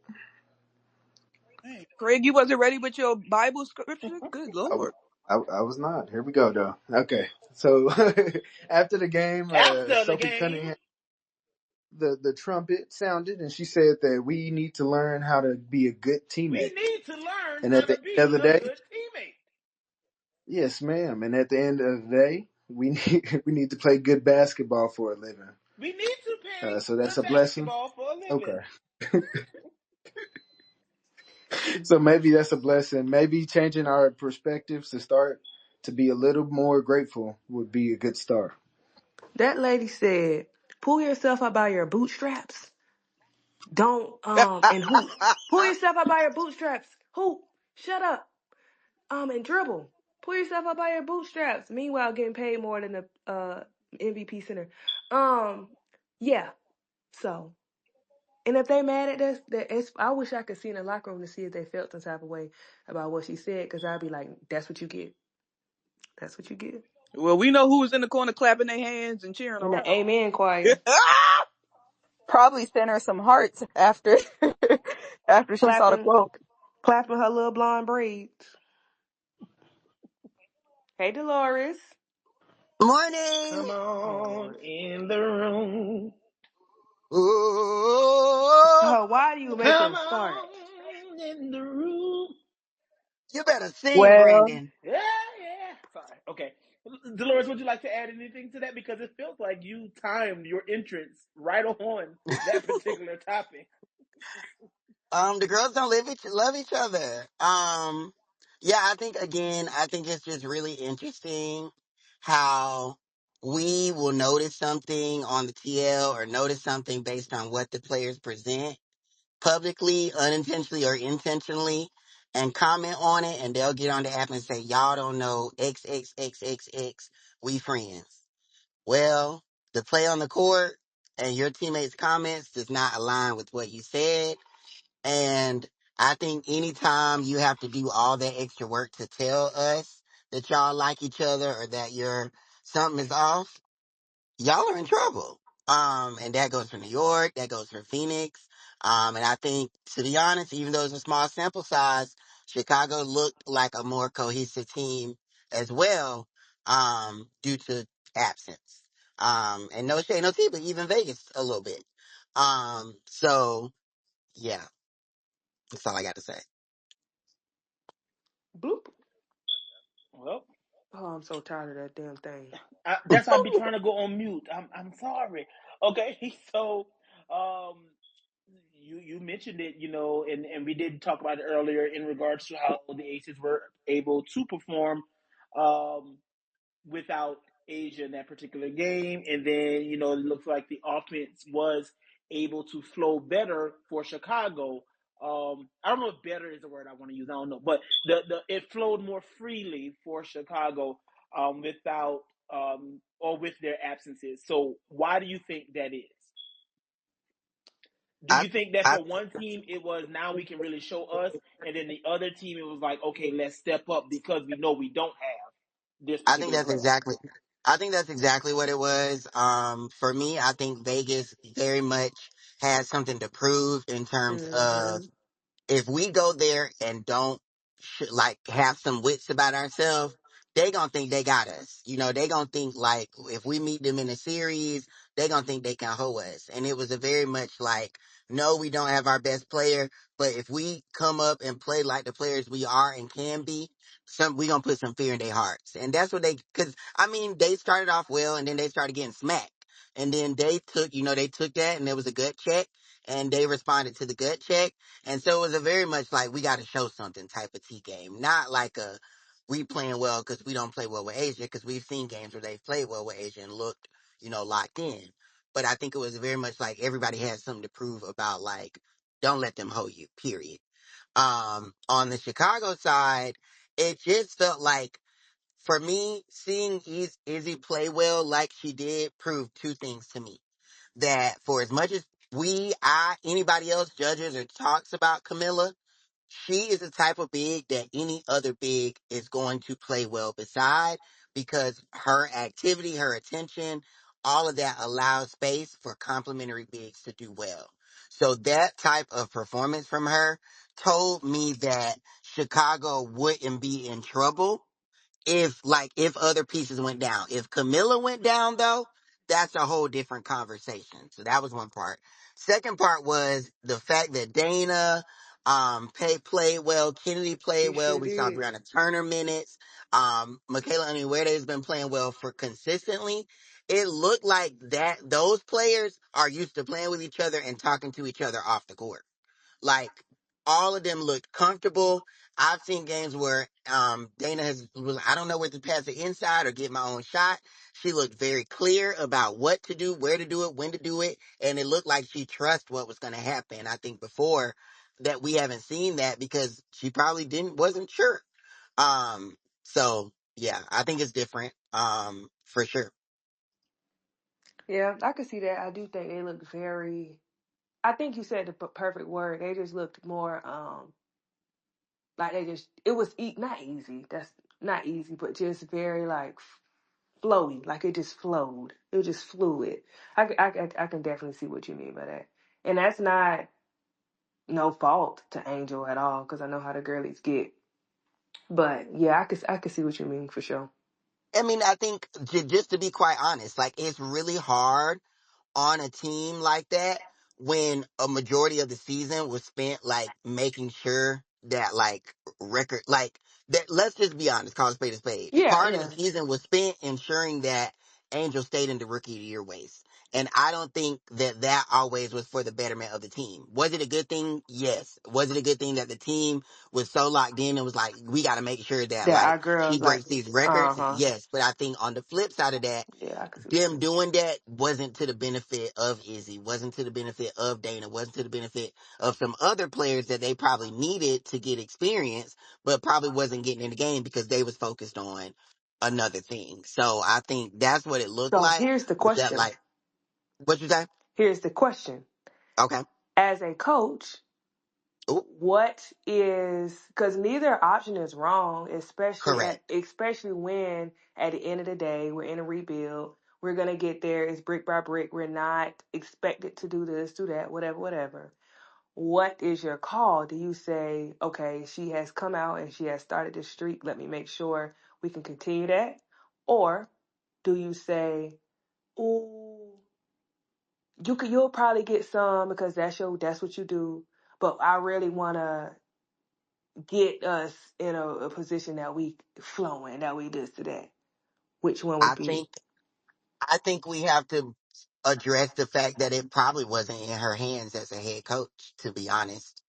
And we know that that has been the case in the league, True. Good specifically point. for black coaches in certain franchises.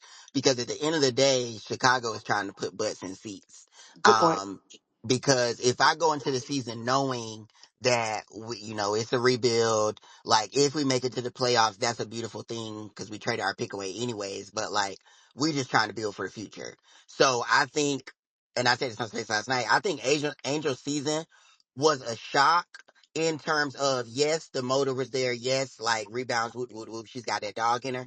But I don't think anybody expected her to come into the league and like just instantly do so well or like in perspective, like do as well as she's done in Uh huh. perspective. For sure. And so you got to respond to both of those things in real time. Like, Okay. all the hoes coming to the game to see her anyways. Lotto at the game. We got record attendance. Like, Mm. like wins, sure, chemistry, yeah. But at the end of the day, put butts in seats, make some money. Cause It's a business. Good yeah, point. capitalism is the goal at the end of the day, and Angel sells. So if Angel sells, we got to keep Angel at the forefront, and that may mean like not allowing other people to work through some shit.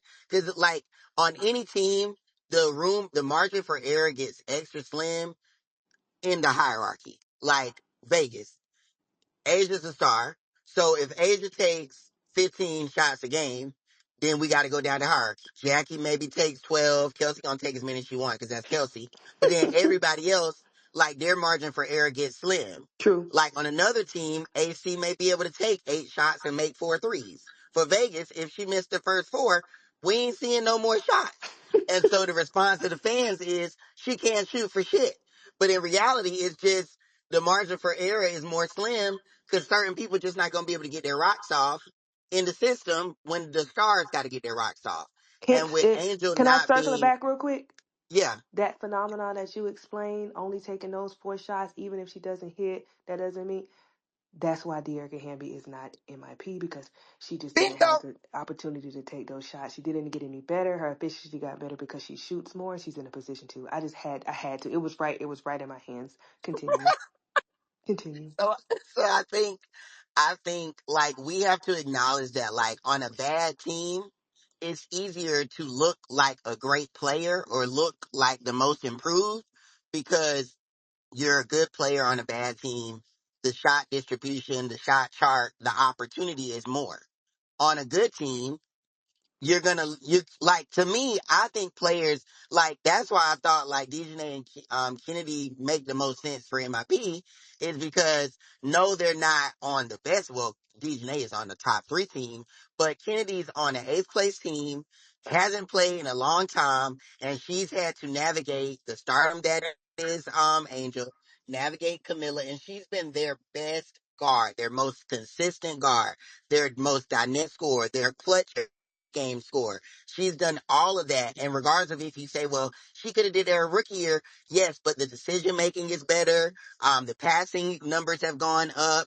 The quality has gone up. Like she is hooping. Same with Dejanay. Like she didn't play under Kirk, not because she wasn't bad, just because Kirk didn't fuck with rookies. Now she's playing and she looks good. She's got more experience. There's consistency there. Dearica was a multi-time six woman of the year with like, and let's not act like she wasn't getting starter minutes. Because the year they went to the championship in the bubble, Carolyn Swartz was the starting center, and De'Erica was coming off the bench. Let's be the most fucking for real that we can possibly be. She was getting starter minutes, okay? Even the 2021 year, starter minutes. 2022, starter minutes. So it's not like she didn't have opportunities or that she looked better. It's just that when you're a role player on an elite team versus the star player on a bad team, you're gonna look better. Simple maths. Okay. Well, so now, damn, I forgot what I was about to say now. So, do we feel like because I know a lot of people have brought in, Michaela's name as well into that conversation. I guess going back to most improved, do we feel like she could have been a candidate had she been getting these minutes that she's getting now at the beginning of the season? I think so, and I get she's a special case to me because that. No, I don't want to. Now, if I say her rookie of the year war was a fluke, don't. We Okay. understand. I mean, You're that correct. class wasn't really. Yeah, you know what I mean? Hey, So Yeah. I do think of it's always outliers that, uh, yeah. I just don't see how how Michaela would get the award over Kennedy. Them been on the same team, but She's not. We said if she was playing from the beginning as well as she is now, could she be in the conversation? Yes, but we didn't I say, okay, I think see you what know. you're saying. Kennedy's Okay, past MIP. I but think yeah, she's for sure, all for sure. W But team yeah, I don't type. Put it think like this: if Kennedy. Kennedy would have played last year, then she definitely would be in that conversation more heavily. You think MIP? I think she would have I whooped their think ass she would last have year been, too. yeah, I think she'd just be in I all mean, but W team. maybe I just think highly of Kennedy. But because I And so last now, year, the year before that, I think she would have whooped their ass then too. but I know you all mentioned a comment in regards to a lot of people being having to put their best efforts to the side, when the focus of the team so early on or for the majority of the seasons was Angel. And I thought that in that game, Izzy looked like that 2022 Dallas Izzy. We know she didn't play last year because she correct. was injured, but she looked like 2022 Dallas, or the 22 version of herself. And I think it was Shimmy who mentioned she started rolling off Bree Turner's accolades. I forgot that Bree was in consideration for defensive player of the year. She was two-time all defensive type of a player, and I know she had some good performances with and then behind BG, but they had quality players that were on It their is. roster that just wasn't able to showcase what they could do because the system was designed so much behind or around one person. I think Izzy, I mean, Izzy. like, Go Izzy's ahead, Yana. season to me is like, I feel like you have to actually watch and understand the type of player Izzy is. Izzy to me is a 4. right? And I think Izzy plays her best basketball next to a 5, when she can literally be on the perimeter, knock down some shots, post up every once in a while, but do like a rip through, get to the rim, make a move, pull up midi. Like, that's her game. When E Will went down and Izzy wasn't playing by then, but the only center was Camilla, they started playing Izzy more at the 5 than with Angel versus at the 4 with Camilla. And so with Izzy playing the 5, I think it kind of put her in a place to not really play her true game, Yeah, because she was more so stuck in the paint trying to play like this 5, and that wasn't really like, that's not her game to me. I think Izzy's game is the 4, and I think that's what we saw with her being next to Camilla. She was kind of able to just do what worked at hmm, Tennessee, do what worked at Dallas, because she was now playing next to a big that kind of took that attention away in the paint, and then it allowed her room in that little mid-range area to get busy where she typically gets busy. agreed. Good point. Shay, Craig. I think I think honestly, like, that's why it's so important to like know hoops and like acknowledge that when you just start watching a team because you follow a player, that stuff happened that you may not have know anything about. Because Izzy, like, for me personally, like, Bree Turner is a dud on offense. But, and I mean a strong but, every single 4 in the league got hell off of that woman playing beside BG. Yep, I mean, yep, literally got yep. hell. Because BG does not defend Nope. shit. So when Phoenix was going for on their championship title run, where they lost to Connecticut, not Connecticut, Chicago that year, the reason they were in a lot of games and the reason they were able to even make that championship run was because BG took the hardest post assignment every single game for them. Every Turner, single you mean? game. And and like as we talk about, like, people need to develop. I think honestly, if a more concerted effort was made to force her to develop offensively, she would be a solid offensive player. I just think she would rather tweet about, politics than go work on her offense. But that's neither there. But I say all that to say that on that roster, the only true 5 was Camilla and E Will. Once E Will went down, your next 2 post players are most activated beside Camilla.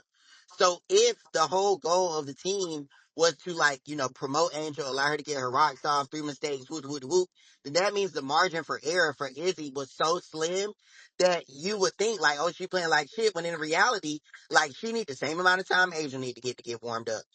Her shot, she's more of a mid-range post. So if you're forcing her to play, more in the restricted area, then she's going to look different because she's undersized Yeah. at the 4 positions.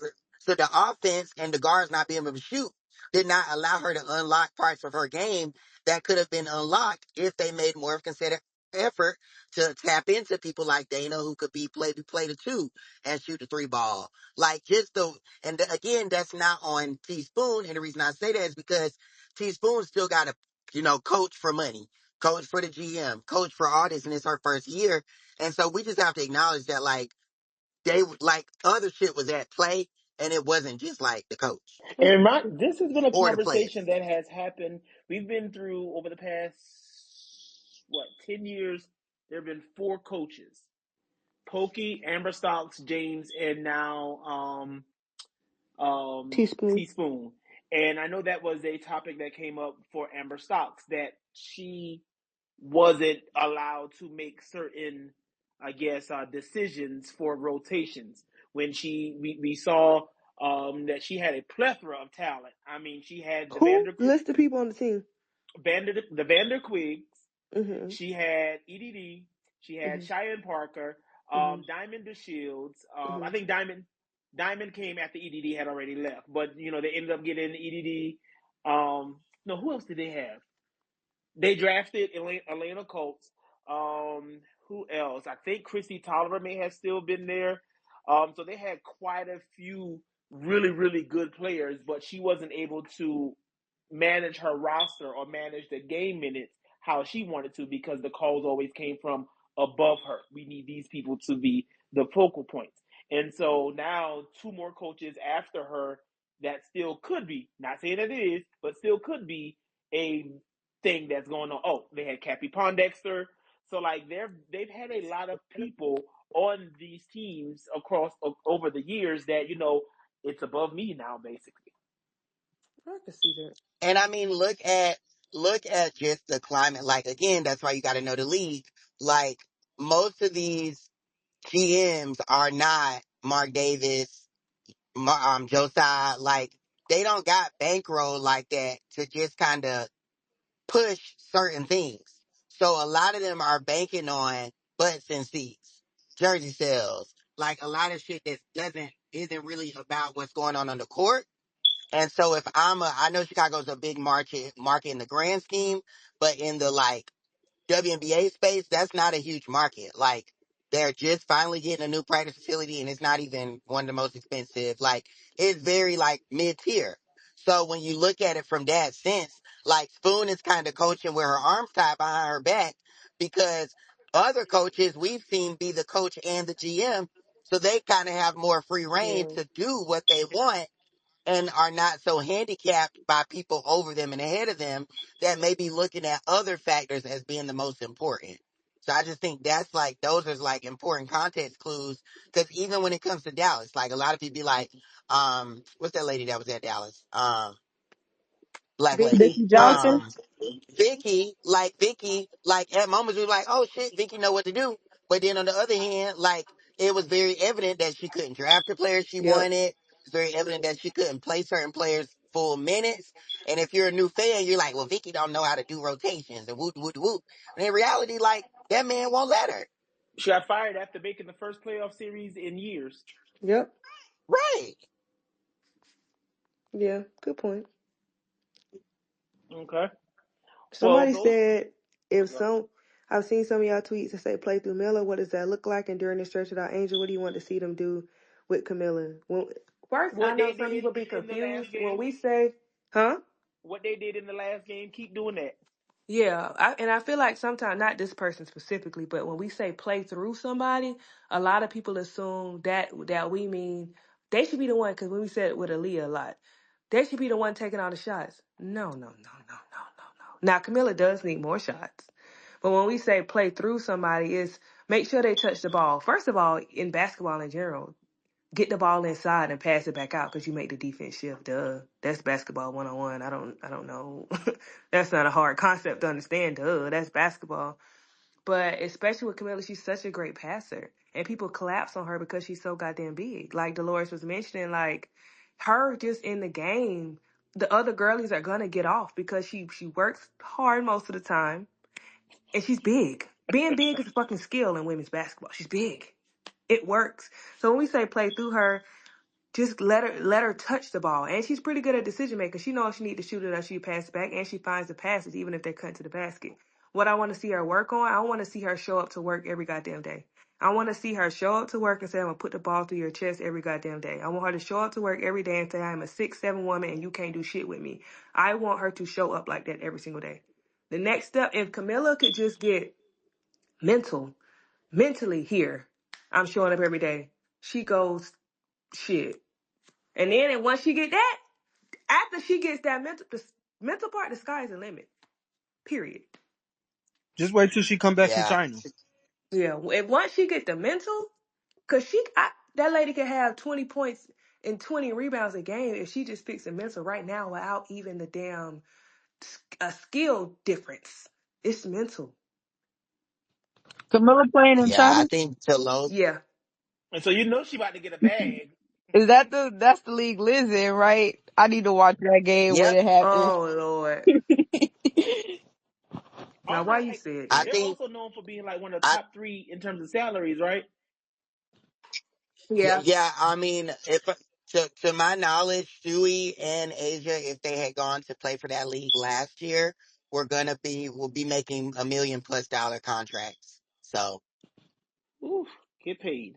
Yeah, they said it's the highest paid W or yeah, outside of US. Mhm. and I think if you look at Chicago, like honestly, because of the way their guards play, I would have considered a 4 out, 1 in type offense at times because with Camilla being the 1 in, because Kennedy would have driving lane, Dana with a driving lane, Diamond with a driving lane, Michaela with a driving lane are all much more dynamic than just trying to do the 2, 3 out and somebody got to stay at the 3-point line to make a knockdown three. Like it just like looking at their personnel and their roster, I think just being more creative with the lineups could have explored more for the other players as well. But that's not the goal this year, so we'll see if that changes moving forward. Okay, now we're going to open up the floor for any comments before we wrap up for tonight. We're excited because this week we have some more fun games as we draw to the end of the WNBA regular season and prepare for the playoffs, which, if anything, if the past is any indicator, we know we'll be in tune for some good games. So go ahead and raise your hands if you have any questions. Just a little briefer. Tomorrow we have Minnesota at Atlanta, New York over Dallas, and Connecticut at the Sparks. We know that those are two teams, Dallas and LA, that have already been eliminated. And every season, like I mentioned earlier, those teams that have nothing to lose or win really could catch someone slipping. So make sure that you all tune in for those games at 4:30 Pacific, 5 and 7 Pacific times. I don't care about Eastern because I don't live there. So your hands are raised. Reba, come on up to the stage. B, while they coming up, let me also say, I hope that the game that Asia didn't play and the game that the others did play is further confirmation for y'all disingenuous asses that she is the most valuable player in the WNBA. She is the baddest bitch. She is the most unfuckwithable. Fee is not on her planet. They do not walk in the same shoes. They don't even walk on the same side of town. Period. Caitlyn does have help. Caitlyn is not an MVP candidate. Um, Next question, okay? Because the game that I saw, JJ barely showed up. Stewie looked above average and still wasn't clutch. Fee was nice gowns. And if not for Aaliyah and Kelsey Mitchell, Indiana would have lost. So thank you for coming to my TED Talk. Asia is the MVP unanimously.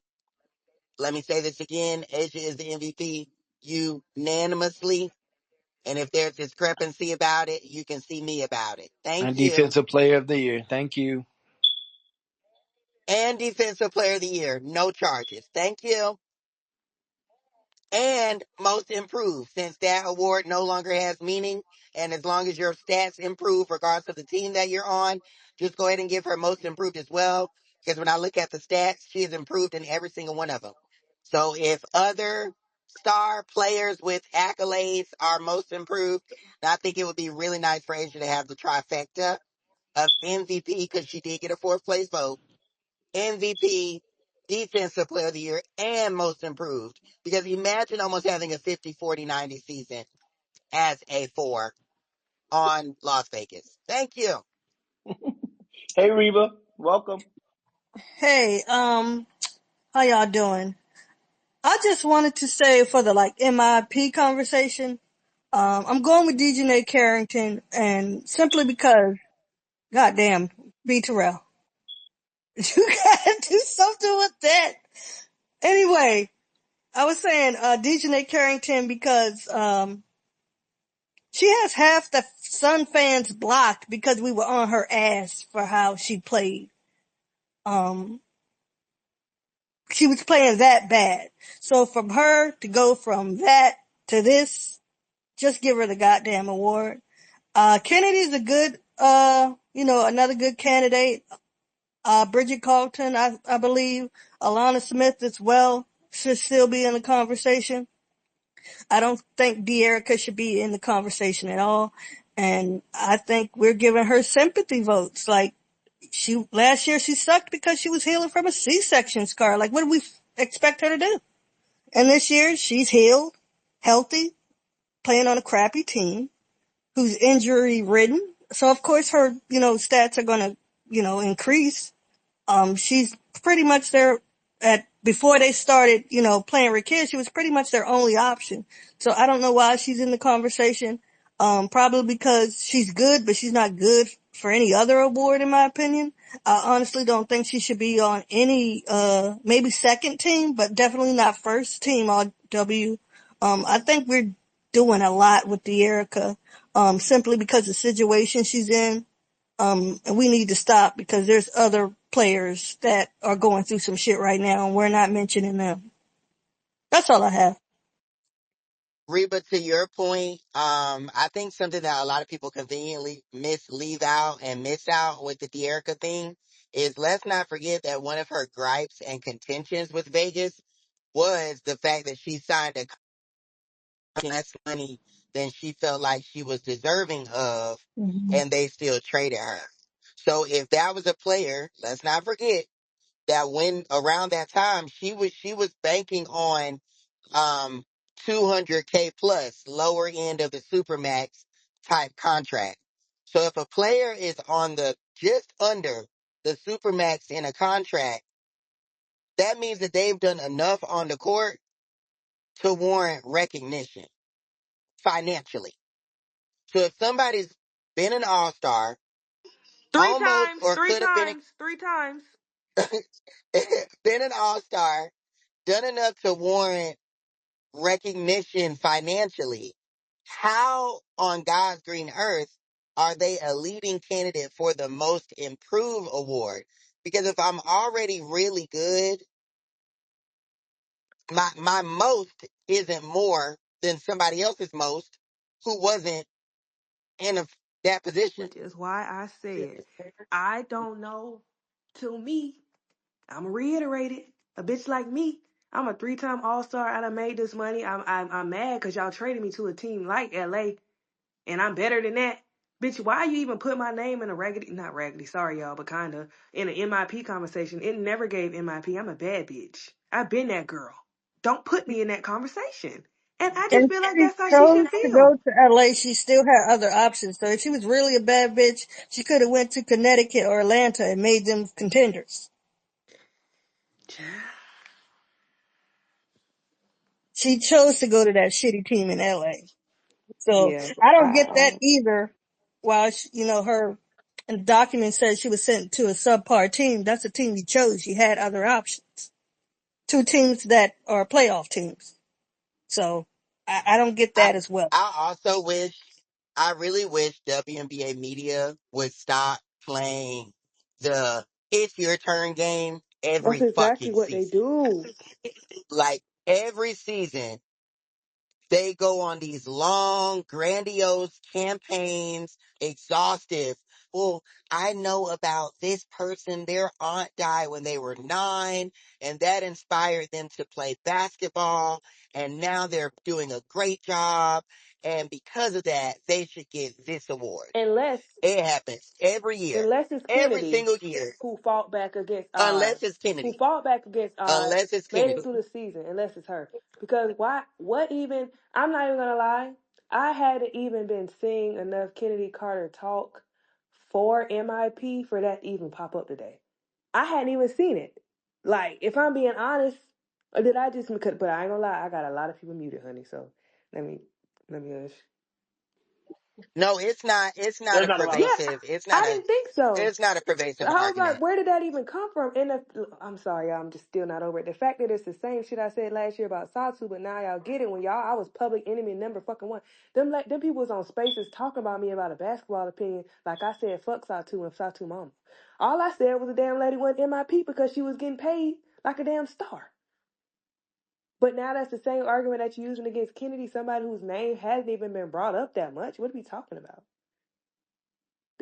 And I guess I don't understand the difference between, like, if you say, well, because let's not forget, Satu's rookie year was also Kennedy's rookie year, and both of them were hooping. Satu got injured that year, and so did Kennedy. Satu had games where she was given the best. If I'm not mistaken, she had like a 30 ball against Did Vegas in the bubble. Yep. Sasha was going head to head with Hooping. Okay. Asia. Which Until bubble Sue year? Like, until Sue 20. took her out. Concussed her. right. So, like, Satu was just a perennially injured player. That just is what it is. So if I say somebody's most improved last year, and they were given the best players in the league work the same way Kennedy was her rookie year, what's the difference? It's not one. They pick and choose. Because both of them had areas in their game that they can improve, but we all knew that their ceilings were high enough to be beyond MIP type shit. So it's just like it don't make sense. But y'all just be trying to give people awards. I can't And believe since they we hold here and it's Jordan. the committee, but let's be honest. Let's just go ahead and call a spade a spade. That's the whole reason why Alyssa Thomas was in the conversation last year from MVP. I'ma just say what I got to say, and who gonna check me about it? Wait, Because at the end of Dolor, the day, who when you, huh? who won most improved last year? Satu. Satu. And Tatu Satu didn't. over Jordan Yeah, Kennedy. did Satu play that previous season, or was she hurt? He was Hurt. hurt. Okay, because I'm just asking the whole Kennedy thing is, does it matter that she wasn't playing in the league last year? Does that They affect? be making shit up, CC. No. Because Okay, I'm either just way, if she asking, was hurt Shatu or didn't not play. playing or not and in the league, she and didn't that's why play. I asked about Sod too, because I'm like, she didn't play, so like she got. Shatu did not That's play. my point. No. Okay, okay, cool. Yeah. Like the literally it's if we could put I'm on a new account now. But if I could pull up Get This Dance Twitter page and just screenshot some of the conversations that were had about why Satu was MIP last year, and to see the way people are now changing their whole tune about Kennedy this year would make somebody turn schizophrenic Yes. because they literally are gaslighting the fuck out of everybody. Yeah, literally. That's what I'm like, lady. I said that same shit last year, and y'all really acted like I was. They acted like I was nuts, y'all. The little And if we man, go, well, the big man, 808s and snack breaks, acted like I was crazy, and little Jasmine too, acted like I was nuts. I recall, Well, they I worked for the recall. organization so back I then. don't So give like a I don't know damn. This why should they be did it, logic. but But then the thing is that like if you work for the organization and now you switch an organization, don't try to get sense now. You can be logical and Yeah. work for Well, kind somebody. of not because they be on any goddamn neck. Well, you're right.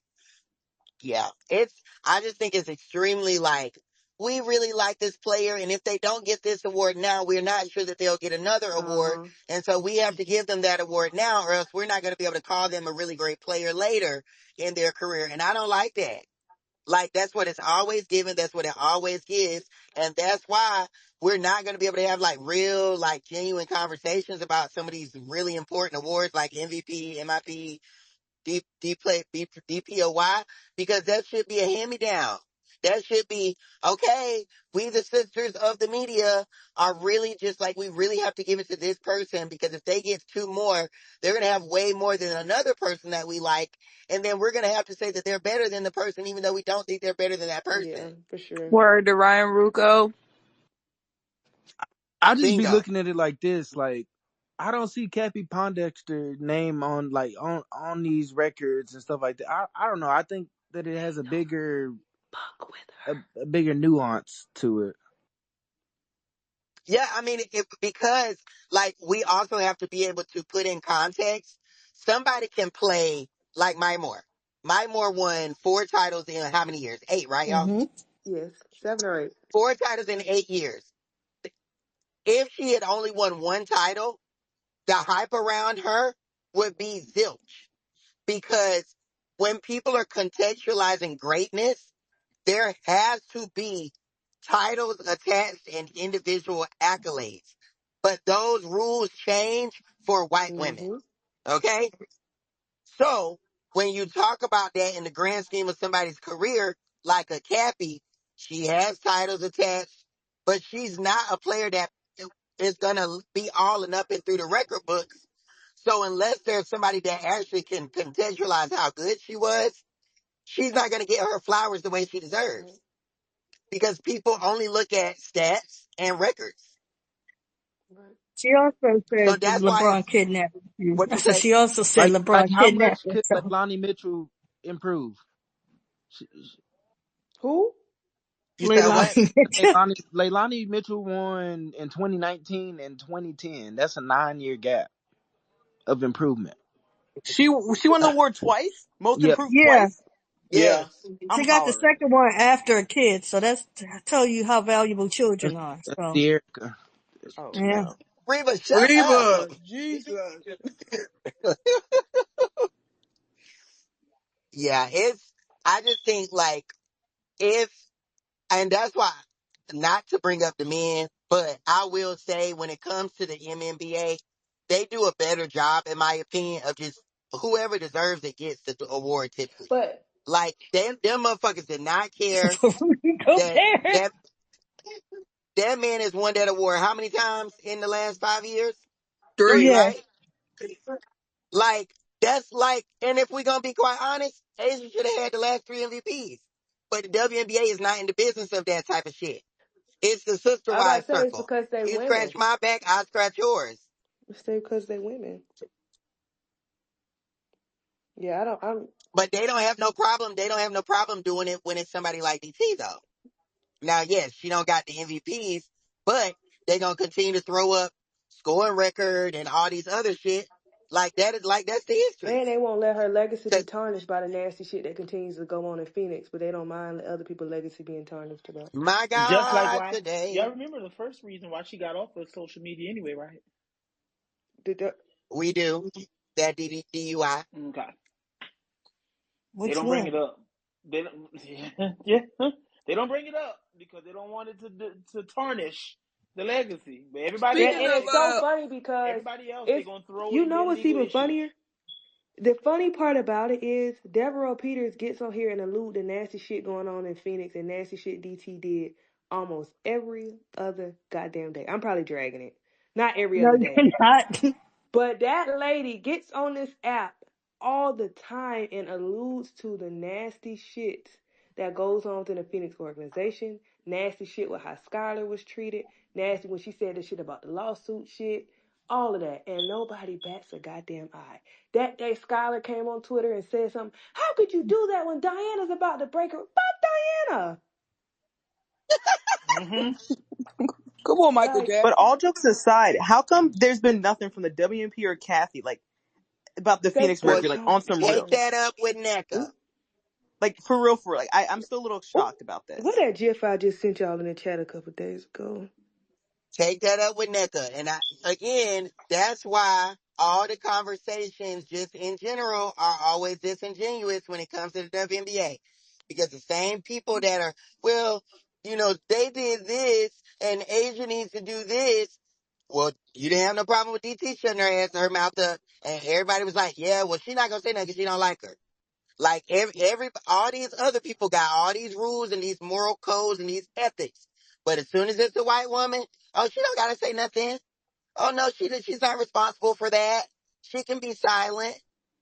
Yeah, they just pick and choose. It's really disheartening. Um, it's really disheartening. That's why when I saw that podcast today, I thought it was just about Caitlyn and Angel. I was like, oh Lord, please no, because there's so many other examples that you could dig into that will. What is it about? The What way is it? it What was is What's it? pre- the the way it was presented and how I even read it, because I read it and it still came out wrong. But It sounds like ain't that the one named after a porno or some it's shit? called the Naked Barely something. But naked or something. one of the Yeah, that's one of the disgusting. girlies in here got me right. So basically, what it was about was when and because I read it, it literally said the podcast was going to have 6 episodes. So the way it was worded, that it was going to dive in for the 6 episodes, talking about Caitlyn and Angel and their rivalry and how did it get here, this and the third. And initially, I was like, why can't we just take a step back and focus on the entire issue? Because there's so many examples. Like we can use them as examples, sure, but to keep fueling this fire and hyper focus on them, it's just not necessary because you have so many goddamn examples. And Hmm. that's what I was saying. But some Kay, her name is Kay. I don't Kay, yeah. She let me know, or she showed me the thing where it wasn't that at all. It was just one episode kind of diving into the black white issue that the WNBA has. So I deleted the tweet. So it wasn't just But go ahead. but using those two doesn't actually underscore the essence of that issue because people think that those two are the antithesis of that Exactly. issue, Yeah. when in reality, other intersectional black women and even different personalities of black women all experience that issue in different ways and different Absolutely. factors, even though they present themselves completely different. So, like, It's not even enough. just the premise, It's not. yeah, it's just like, and it doesn't actually help the argument because there are people with different levels of fame than Angel that still have to deal with that same, not even that same, that still have to deal with different forms of racism as a result of being black versus white in the Yeah. league. So like, it's like that. I guess, child, whatever. Yeah. That's what I'm saying. Um, It definitely needs to be a conversation, but it could be so much broader. It could be so much bigger. Let's see. Because, child, I could write a dissertation down to Ryan and Sabrina, but I'll leave it alone. It's I don't. literally. It said episode 1 available, so I'm gonna check. I I didn't don't really know if want to it's check it K out, but I talk. have to. I don't know if it was. Yeah. I don't know if it was episode 1 though. I'll ask Okay, her. yeah, no, I'm gonna put it on the card because I at least want to see who is it. Just her speaking for an hour on it? Yeah, I gotta check it out. Yeah. Is this a Person of Color's podcast? Carrie, It's Carrie. champion. Oh, Karen Uh huh. Champion. Yeah, Oh, wonderful. But how's she gonna do that? She don't watch the league. Yeah, I I was didn't. that's about why to I'm like say, cause she's That gonna too. have to have guests on Her there. buddy don't watch it What you either, but say, she's Shaker? some expert now, so I don't know. Who's Maybe her she's getting her buddy? clip. I was You Jamel. know, gonna say she. Jamel. Oh, Maybe I she's hope not getting the her. clip notes from her. We got I'm a about to couple actually Yeah, more just but check it see, out. questions. but I Hold on even right quick, think, Dolores. on the grand scheme of things, it's kind of hard to break down with Caitlyn and Angel because there's so much else on top of it because of this fame and stuff too that it kind of takes away from the issue. Like, if you notice this season, it started off as okay, these are this, but you can't even talk about that no more because they're just so damn racist. And We yeah, we're gonna take a couple homophobia, more even though questions. neither of them are gay, like femme presenting and mass presenting, because like you're right. that too. I mean, I want to be wrong, but I just think all of this shit is just low hanging fruit, It is. and Yep. it's just like the Wait, same. Like what we would part? Wait, which the part? The part Angel about and we're going to talk about Angel and Caitlyn and the oh yeah, dynamics of the when y'all oh are the yeah, one who okay. feed into the shit, and then you want to turn around and act like it's some phenomenon that we have to break down. The bitches is Oh, racist. okay. I thought you meant in general, but you talking about Caitlyn and Angel. Yes, No, Yeah. absolutely. like who we was in the Discord and they was putting me on. I went and looked at L's her shit on ESPN, and literally it's like Nasty. 100 thumbnails of Caitlyn and Angel. It I'm like, is. and they freaky frog thumbnails too. Them shit's weird. But like, and then who was it that decided to announce the podcast this week? The Ringer was like, yeah, Yeah, we're gonna do a women's like. Y'all just see some money and they're like, all right, how do we get that bag? Let's talk but that's about this thing. working. That's what the WNBA wants. They don't want authenticity. They don't want people to really talk about the shit and know what they're talking about. That's not what they want. Well, yeah, we know that, but the problem is if you're gonna present an issue, you're not gonna fucking solve it when you the one that's fucking creating the problem. Exactly, but they're gonna try to get Also, the money from it. everyone else is struggling. Like MLB is struggling, MLS is struggling. Like all the men's sports are struggling. So it's just not like the WNBA. It's the women's soccer league. Like they're trying to they're But trying to keep themselves that's afloat. exactly that. Yeah, That's why they're coming here Yeah, they're yeah. trying though. to keep Like themselves afloat. Ryan Clark, all them other bitches would not be trying to enter into the W space if they did not see that there is a buttload of money attached to now being a WNBA fan, and all of them are that damn self preservation is kicking the fuck in. So they got to try to ease their way into the WNBA space, and the easiest way to do it is to do it through those two women.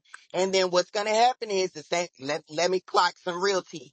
So the same way within the last 2 years, a lot of these boys and girls that have been journalists on the NBA side Nakaya. have left the NBA and have now joined the W. No shade in the guys, but yes, Reba. Have left the NBA side and they're now covering the W because at the end of the day, they know that the NBA is, kind of static right now. As LeBron and Curry and all them starting to leave, the best players are international and the American ones ain't really got no motion like that. So if I want to stay current, if I want to stay present and be with the times, I got to move to the W. But I got to do it right. So I got to come in and be genuine. I got to come in and make relationships. I got to come in and say all the right stuff. so that next year, even though it's only my first year, I can present myself as somebody that's been around for 17 years. And I can tweet like, oh, the new people just come in when your ass was one of the new people just last year. And you were saying ignorant shit just last year. But now people done cuss your ass and cuss you out enough and done told you enough information that now you can act as if you've been around. When the reality is, a lot of these people, specifically some of the journalists in the W, doing the same shit that they claim other people doing. And that's why they can call it out, because it's what they did. They just got in before the curve. So my point is that they see the money, they see the potential, and they gonna try to say, well, we're not making no money right now. Baby, you know it's on the way. You know it's on the way. Okay, we got a couple more people that we've invited. Lola Pies and Jay Stokes. Lola, you can go ahead and go first. That's my girl. We love you, Lola. Hey. Hey, Hey. honestly, y'all, I done lost the plot. It was so much shit I wanted to say, but everybody really hit all the shit nail on the head. Get rid of that fucking MIP award. It's too many goddamn qualifiers to really nail that shit down. Get rid of that shit. The shit is stupid at this point because, like everybody said, you can get that shit to a bunch of people across the damn board, and we're not just gonna keep moving this shit every year with different damn qualifiers. But it was a whole lot of other shit I wanted to say, but honestly, fuck all them black men that's keep igniting this beef against Angel and Caitlyn with all this racist, misogynist shit. Fuck all this shit. I don't give a fuck about none of that shit. I hate them niggas. Um, I think that's all. That's my type I of think that's all I cousin. want to Yeah, Lola. say. All right, peace and love though.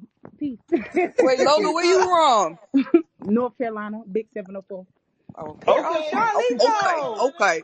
Thank you, Charlie. Lola. What up, Jay Stokes? You're up next. Really morsel, but don't tell nobody. Oh, girl. I ain't gonna tell nobody. I ain't gonna tell nobody. I ain't gonna tell But it's still the 704. Fuck what you heard. And I'm just nobody. Yeah. I miss Charlotte, not gonna lie. all right, bye y'all. Thank you, Lola. Appreciate you. Jay Stokes, you're up next. Hey y'all. Hey. Conversation as usual. What I will say is when you're talking about the Carry Champion podcast and all this stuff, it really is low hanging fruit and just a quick cash grab. Everyone's trying to capitalize off of this dynamic, the race dynamic. Oh, it's the black girl versus the black woman versus the white woman. We've seen this dynamic play out over time all the time. The first example that came to mind was Serena. When Serena Williams was playing tennis, they always had Clock it. Maria Sharapova, and she's not even American, and you had a whole bunch of Americans going for Maria, and come to find out she's taking steroids or performance enhancing drugs rather. And still was fucking losing. Mm. Clock it. So I mean, Bad. it's unfortunate that you always see this dynamic, and it's always like black women are always getting the short end of the stick. Like even last year, when I started creating content too, and I was looking at like the Asia Wilson Sabrina scenario, and I was saying, how is Sabrina Ionescu getting all of these all of these uh, pictures everywhere? She's getting on the video game covers. I'm like, what has she accomplished? Whereas Asia was decorated for all of these years and she wasn't getting anything. And I think even last year, didn't her stats improve from the previous year when she got MVP? And so I'm like, Yeah. so Yes, final how is answer. that not good enough to get MVP over and over again? And Dolores, what you mentioned before, I think it is a thing where people get tired of seeing the same name pop up over and over again at the top of the list. And you do see that in professional men's basketball too, sometimes. Like you saw with Nikola Jokic and Shea Gilgeous-Alexander, that whole situation this year. So you do have, MVP fatigue? While Asia Wilson should have 3 MVPs to her name, she should get it this year. It's just, you have to, I guess the powers that be say, well, we have to diversify the names so people aren't collecting all these accolades over and over again. But ultimately, I just want to say that black women, unfortunately, they get the short end of the stick. And I wish that more sports journalists would focus on other players in the league. If we're really trying to grow the game, you can't focus on just a couple of names over and over again. Like, can we focus on Arike? Can we focus, like, even with the rookies, JC Sheldon's been balling. I never heard anybody mention anything about her. And I'm like, there's so many other players, so many other stories that you could focus on. So just the Caitlyn Angel dynamic, it is low hanging fruit, and we got to do well. these people need to do better. And that's my piece. Let me also add, because I know the girls love to throw these two. The Caitlyn and Angel dynamic is not a replica of the Magic and Bird dynamic. Oh, that's Let big me say this facts. No, again. that's big facts for real. The Caitlyn Angel dynamic is not an example. It is not a replica. It is not hearkened to that because there is so many more layers to it than that. And we also have to acknowledge that the current political climate of this country makes it even worse. So to continue to use that is disingenuous, okay? It is completely disingenuous and it does not track, okay? Because ultimately, when racism is involved, someone has to be the villain, regardless of what they've done.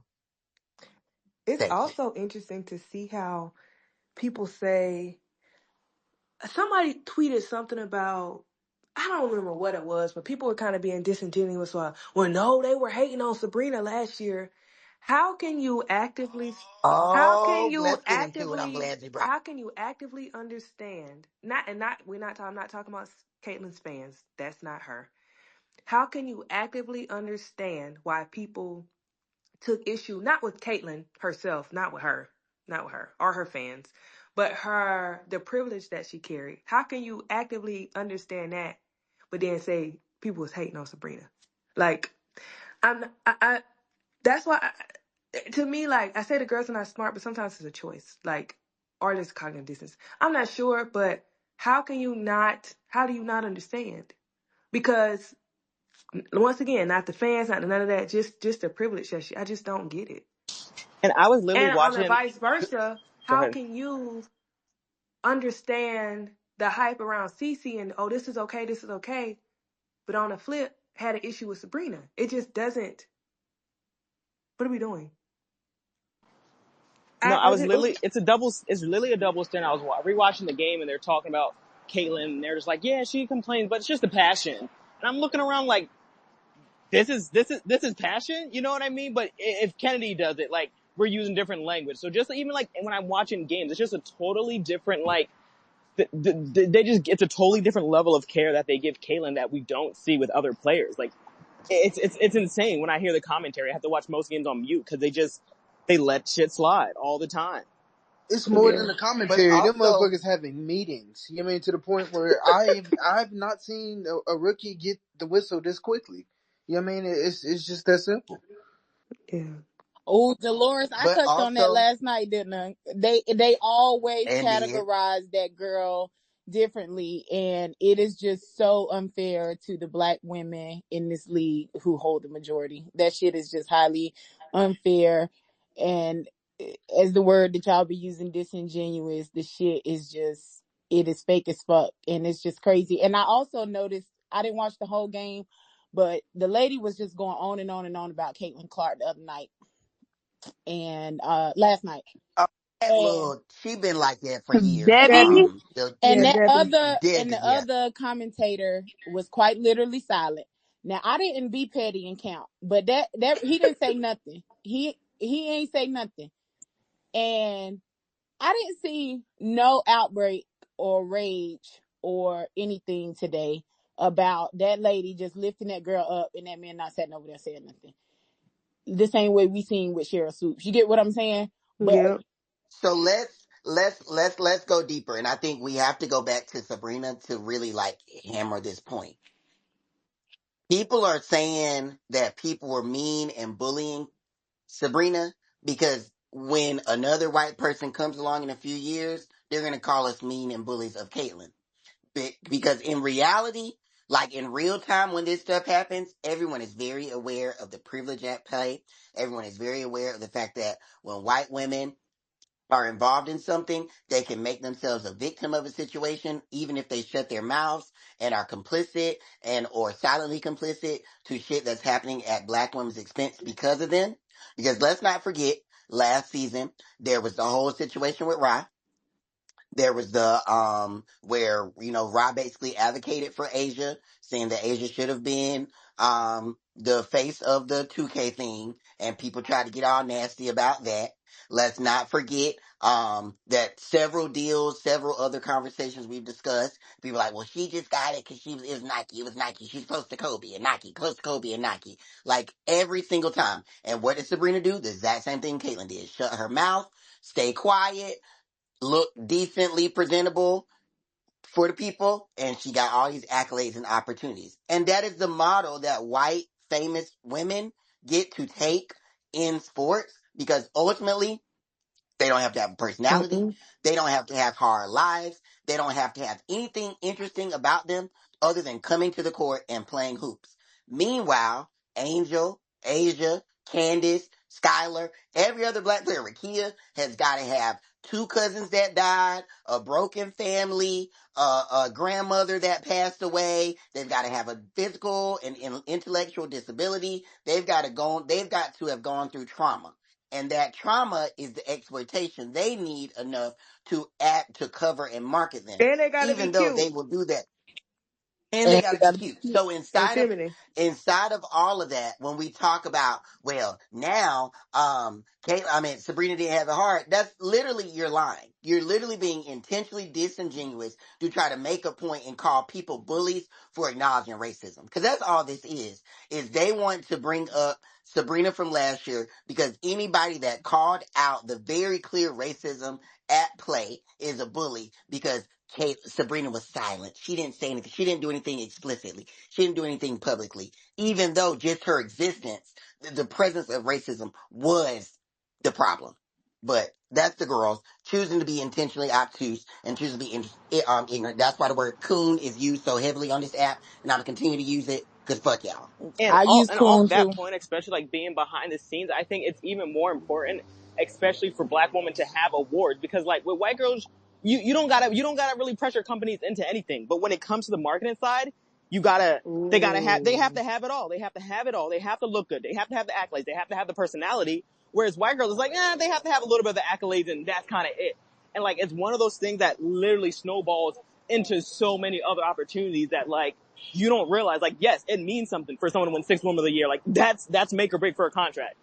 Like, it's something that's so much bigger. And like, when I see shit that's like, damn, like the standard for black women across the board is just so much higher. Like, the stakes are higher for every And fucking thing. Asia is Sabrina kind of the had a poster soft girl. place to Asia land. Yeah, kind of the I mean, poster girl for that come too, on. because she take a beating. Asia take a beating almost nightly, but Asia don't get to go out there because she is truly the face of the league. Like, this is the top player in almost like fucking history. Like, if we being fucking real, like, but Asia don't get to be like, I'm gonna beat your motherfucking ass. You hit me like that again. You know what I mean? She tries to advocate for herself with the refs. Like, yo, they keep doing this every fucking time. Like, how you not seeing this?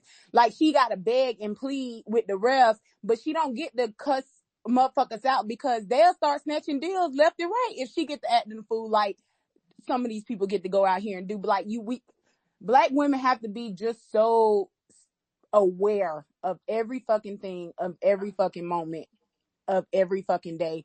And that shit has got to be fucking exhausting when you are literally at the top of your game and you still got to be worrying about how the fucking you present itself besides just what you out there to fucking do, and that's the hoop. And they also don't have a safe place to land. Yep. Sabrina came into the league, and everybody told us she was going to be the best thing since Diana Taurasi, and we saw that in fact was a lie.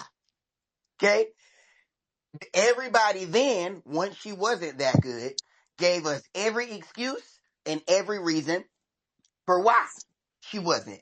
And what ended up happening was they went silent. They still marketed her. They still covered her. They gave her shoes. They let her do what she needed to do until they could put a team around her that made her look better. And once they put the team around her, the spotlight went back onto her. And Now, can I black women, add? go Can ahead, I Lo. add? Can I add? Can I add? Go. It's a black woman in the league who might have came out maybe a year or two later, who also has a more quiet disposition, that is a fucking hooper, but y'all don't give her that same motherfucking grace. Her team is ass, but she trying. She is a little streaky, but she's getting there. She's only in her third year. But Sabrina, who had kind of the same thing, is okay, she's gonna get there. We give her grace, but y'all be on this app trying to talk shit about the black girlie who can't got the same got the same shit going on. It's not cute, and I really be trying to be quiet because I snap. But I see you, and it's crazy because if we can compare the trajectories, that lady came in. She didn't have a championship. She did have a nice play. She did her thing. The black young lady did her fucking thing in college too, but she was dragging a team along then too. Got in the league, 30-point games, back-to-back all-star, been hooping, but y'all don't give her the same grace. Y'all like to sit on this app and shit talk about her if she has a bad game, if she has a bad season. It don't matter if she get hurt. It don't matter about none of that. I see you.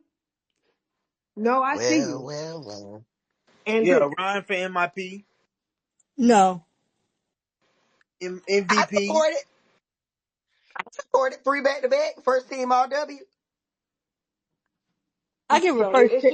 it's interesting to see how one got a soft place to land and oh she'll get there and her skills are there, they'll catch up to her. The other one got skills like a motherfucker too and can score on all levels. And she don't have that same, y'all don't give her that same soft spot to land on this. Oh, she does. Her team terrible. Her she does. She that. She not doing this. She not doing that. Fuck you. Extra context is her Sabrina got such a soft spot that they made a super team and people still said, "Oh, that's not no super team." No. That's not a super team. JJ's not good. Van Sloot doesn't have a championship, but now she didn't win another MIP before. Baby, the people was copping pleas just last season for a super team. That's a nasty soft spot to land, actually. So yeah. How you join a super team and still get to be a victim? Period. So y'all are very disingenuous and it's very obvious because y'all don't get a other girlie the same grace. But you don't have to. It's fine. Well, we thank you all for tuning in this week. It has been an amazing week. As I mentioned, we have some great games coming up as 3 teams, the Mystics included, go Mystics, compete for that eighth and final B. for that And you couldn't even get it out without laughing. as they compete for the eighth and final playoff spot. The race to Paige has begun, or Kiki, or Pow Pow, or Nisa, whomever. It is the race to the number one pick in the lottery. And everybody, you know what? A little birdie has mentioned, and well, hold on, no, not a birdie, because I don't even want anybody to say that's Dawn. As we've seen in the reports, we are expected to hear an announcement tomorrow in regards to another expansion team Oh, located in the Pacific Northwest. So we're boo. excited to, Well, yeah, they're gentrifying the league. They are gentrifying the league. But everybody be tuned into that. Hopefully, somewhere around tomorrow, maybe afternoon or something, we'll hear about that announcement. And we thank you all for tuning in. If all hearts I and got one more minds, thing real quick. I'm kind of Uh-oh. seeing this, it's not too bad, but it kind of is. I'm kind of seeing like Paige versus Caitlyn.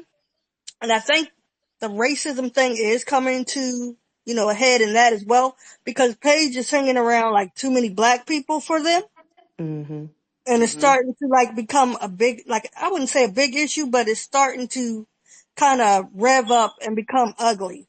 Yeah, it is. Um, I don't know if I anybody else is noticing that. It was just something I've been noticing the last 2 or 3 weeks since Paige has been out, and about. But I I, think, it's gonna be. I think I it's gonna think be the treated thing, a lot differently for Paige versus bingo. Caitlyn. One, because of the proximity to quote unquote blackness, Hmm. along with if you look at all the other top white players who have come into the league over the years, the majority of them have. Let's see. I don't want to say masked their presence, but It they is what wore it high is. they wore high heels and pin curls and stuff. Paige has really embraced her, as Lo said earlier, her uncle from Atlanta look, and so she's going to be treated. One, she's still a white woman for sure, but True. she's going to be treated a lot different because of how she presents herself. So average people from corn shucking America um, may not attach themselves to her for fandom because of what she represents. And And she so, might pull a KP. mm-hmm, But She Maria, might pull a mm-hmm. KP because she got her motion by herself. She don't need the W. that is true. Who She could do don't need that? like she doesn't need them to talk about her. Paige, she's her. Right. Right. That Very is true. true as well. So it's going to be Right. exciting to see, and we know that she's definitely going to be the favorite for all the awards because once she has the machine behind her, she has ESPN in her Hmm. backyard. But in terms of fandom and how she's received when it comes to America fawning over her, I don't think it will be the same because of Right. what she represents. Not the same from them, but the same from other But people. Oh, yeah, for but sure. that's what I'm saying because I saw a tweet earlier today to say black people like Paige because she's trying to be them. So I'm like, I'm seeing that kind of conversation happening because the tweet was a response to something about Caitlin Clark, and they threw Paige in there because they're saying that's black people's hero, and they were comparing her to Kelsey Plum in that conversation she had with Asia about Paige Beckers. Hmm. So I'm sorry, Pages, who's what? that's Yep. what they were. You heard it, That's Shay. what they were comparing. They Hero? were saying Paige is like black people's hero because black people because she hangs out with black people and all this other stuff. And they compared her Does she to hang out Kelsey with black Plum. people? She hang out with AZ and her teammates. I seen her And with a the bunch of people are niggas. family. I ain't She gonna was she lie. I was mean, I ain't gambling gonna with A lie. I Boogie. don't. I She was mean, yeah, I was gambling with gonna A say Boogie at the at the crab casino. table with A Boogie, you know, I see oh them I Yes, didn't see people with that. her shirt off. Oh yeah, she had her shirt in a off, goddamn gambling with A sports Boogie. bra, Oh, Yeah, I didn't see that. it was hanging real out with reckless, Dawn honestly. and doing fashion week and shit like that. Yeah, she's been hanging out with the niggas, and that's her thing. If she want to hang out with them, she can hang out with them. Her damn mama's stepmama's black, so she's been around black people. But that's how they were comparing her to. They were comparing her to KP because But how KP not Asia. even like that. But that's what I'm saying. That clip of her and Asia having that conversation about why Mm-hmm. people are so embracing of Paige. People are kind of like latching on to that to be like to compare her to Clark, and like it's stupid at this point. But that's why whenever people get on the app and do that extra shit over Page, and this is not shade to Page at all. So please listen for understanding and not to be outraged. That's why anytime a white person presents themselves as an ally, it is not our job as black people to go on this campaign to applaud them and Mm-hmm. make them some hero. Because as soon as you do that, you take away the humanity and you take away the authenticity of their actual activism. Because the role of an ally is to present themselves in such a way that makes it possible for other people to other minorities to have, or not other, just Uh minorities huh. to have opportunities that are not given or that are not presented to them because of the presence of racism or some or other ism. So I understand all the things that Paige has grown up and been around, but in the same way that people will get on this app and try to say that a black person, like a genuinely black person, like Kamala Harris, is not black enough to be president, and then kiss ass and fawn over a white woman that plays sports but hangs out with famous black people and treat her as more black than an actual black person is fucking insane. And that's my issue when people do all this extra shit over these type of people and don't allow, especially somebody like Paige, to be a young adult. I mean, she's not a kid Mm-mm. anymore. To be a young adult because you are giving them fame for, in my opinion, just being a decent human being, like being a socially conscious, decent But human being. Like there is nothing exceptional about it. Yes, we understand that racism is so pervasive that when people do speak out and call out racism, it's like, ooh, shit, thank you so much. But if the expectation is allyship and decency, then I don't understand why we fawn over this type of stuff. I do you really don't. think? But I mean, once again, I got a lot of people muted, so let me know. I don't think at this point people fawn over her because of that. I don't see people mention that. I mean, when I know that speech, but other than that, I don't think it's people are like, oh, because she says this and she's so great. I don't really be seeing it. I just think they fuck with her because she They cool do. or Yeah, whatever. it's But happening. No, they definitely do. I don't be seeing It's it, it child. because everything because the Angel and Caitlyn story is so Oh, polarizing. and that okay. She has become the antithesis to Caitlyn as well. So as Oh, much as yeah, I see Angel it. is the antithesis, Paige is the antithesis because for the I black feel you. people that like Paige that didn't acknowledge racism a few years ago, Because there were Now, them. listen. The black people that like Paige that didn't acknowledge racism now have to separate Paige from Caitlyn and say she's not that type of white woman. She's this type of white woman. And then other folk are, you know what I'm saying? I see Like what you there is mean. Yeah, that this shit niggas me. that conscious effort to make her this I like got you. talented 10th version of a white woman. Like it's Okay. weird. And again, no shade to her. None of this is an attack on her. Okay. I think she is being genuine. I think she is being true to herself. I think that she is doing what, if that's how she grew up, that's how she grew up. That's, that we know that. But what I'm saying is that when we as black people make more space for that type of person, but then hyper criticize and scrutinize black people like Asia, or let me throw a little extra wrench in there, black people like Hannah Hidalgo and black people like little Miss Iowa girl, it gets real nasty to me. Ding. Cause you ain't gonna never see me hold up an ally on a pedestal. If I'm gonna call a black person a coon, a white person just gonna be an ally and have to shut the fuck up. It's just simply is what it is. Well, we appreciate everyone. It's too much white women talk for me. It's time for Correct. bed. Everybody enjoy your evenings. Happy Monday. Go Panthers, go Aces, go Gamecocks, and we will talk to you all next week. Panthers. Same time, same place. Good night.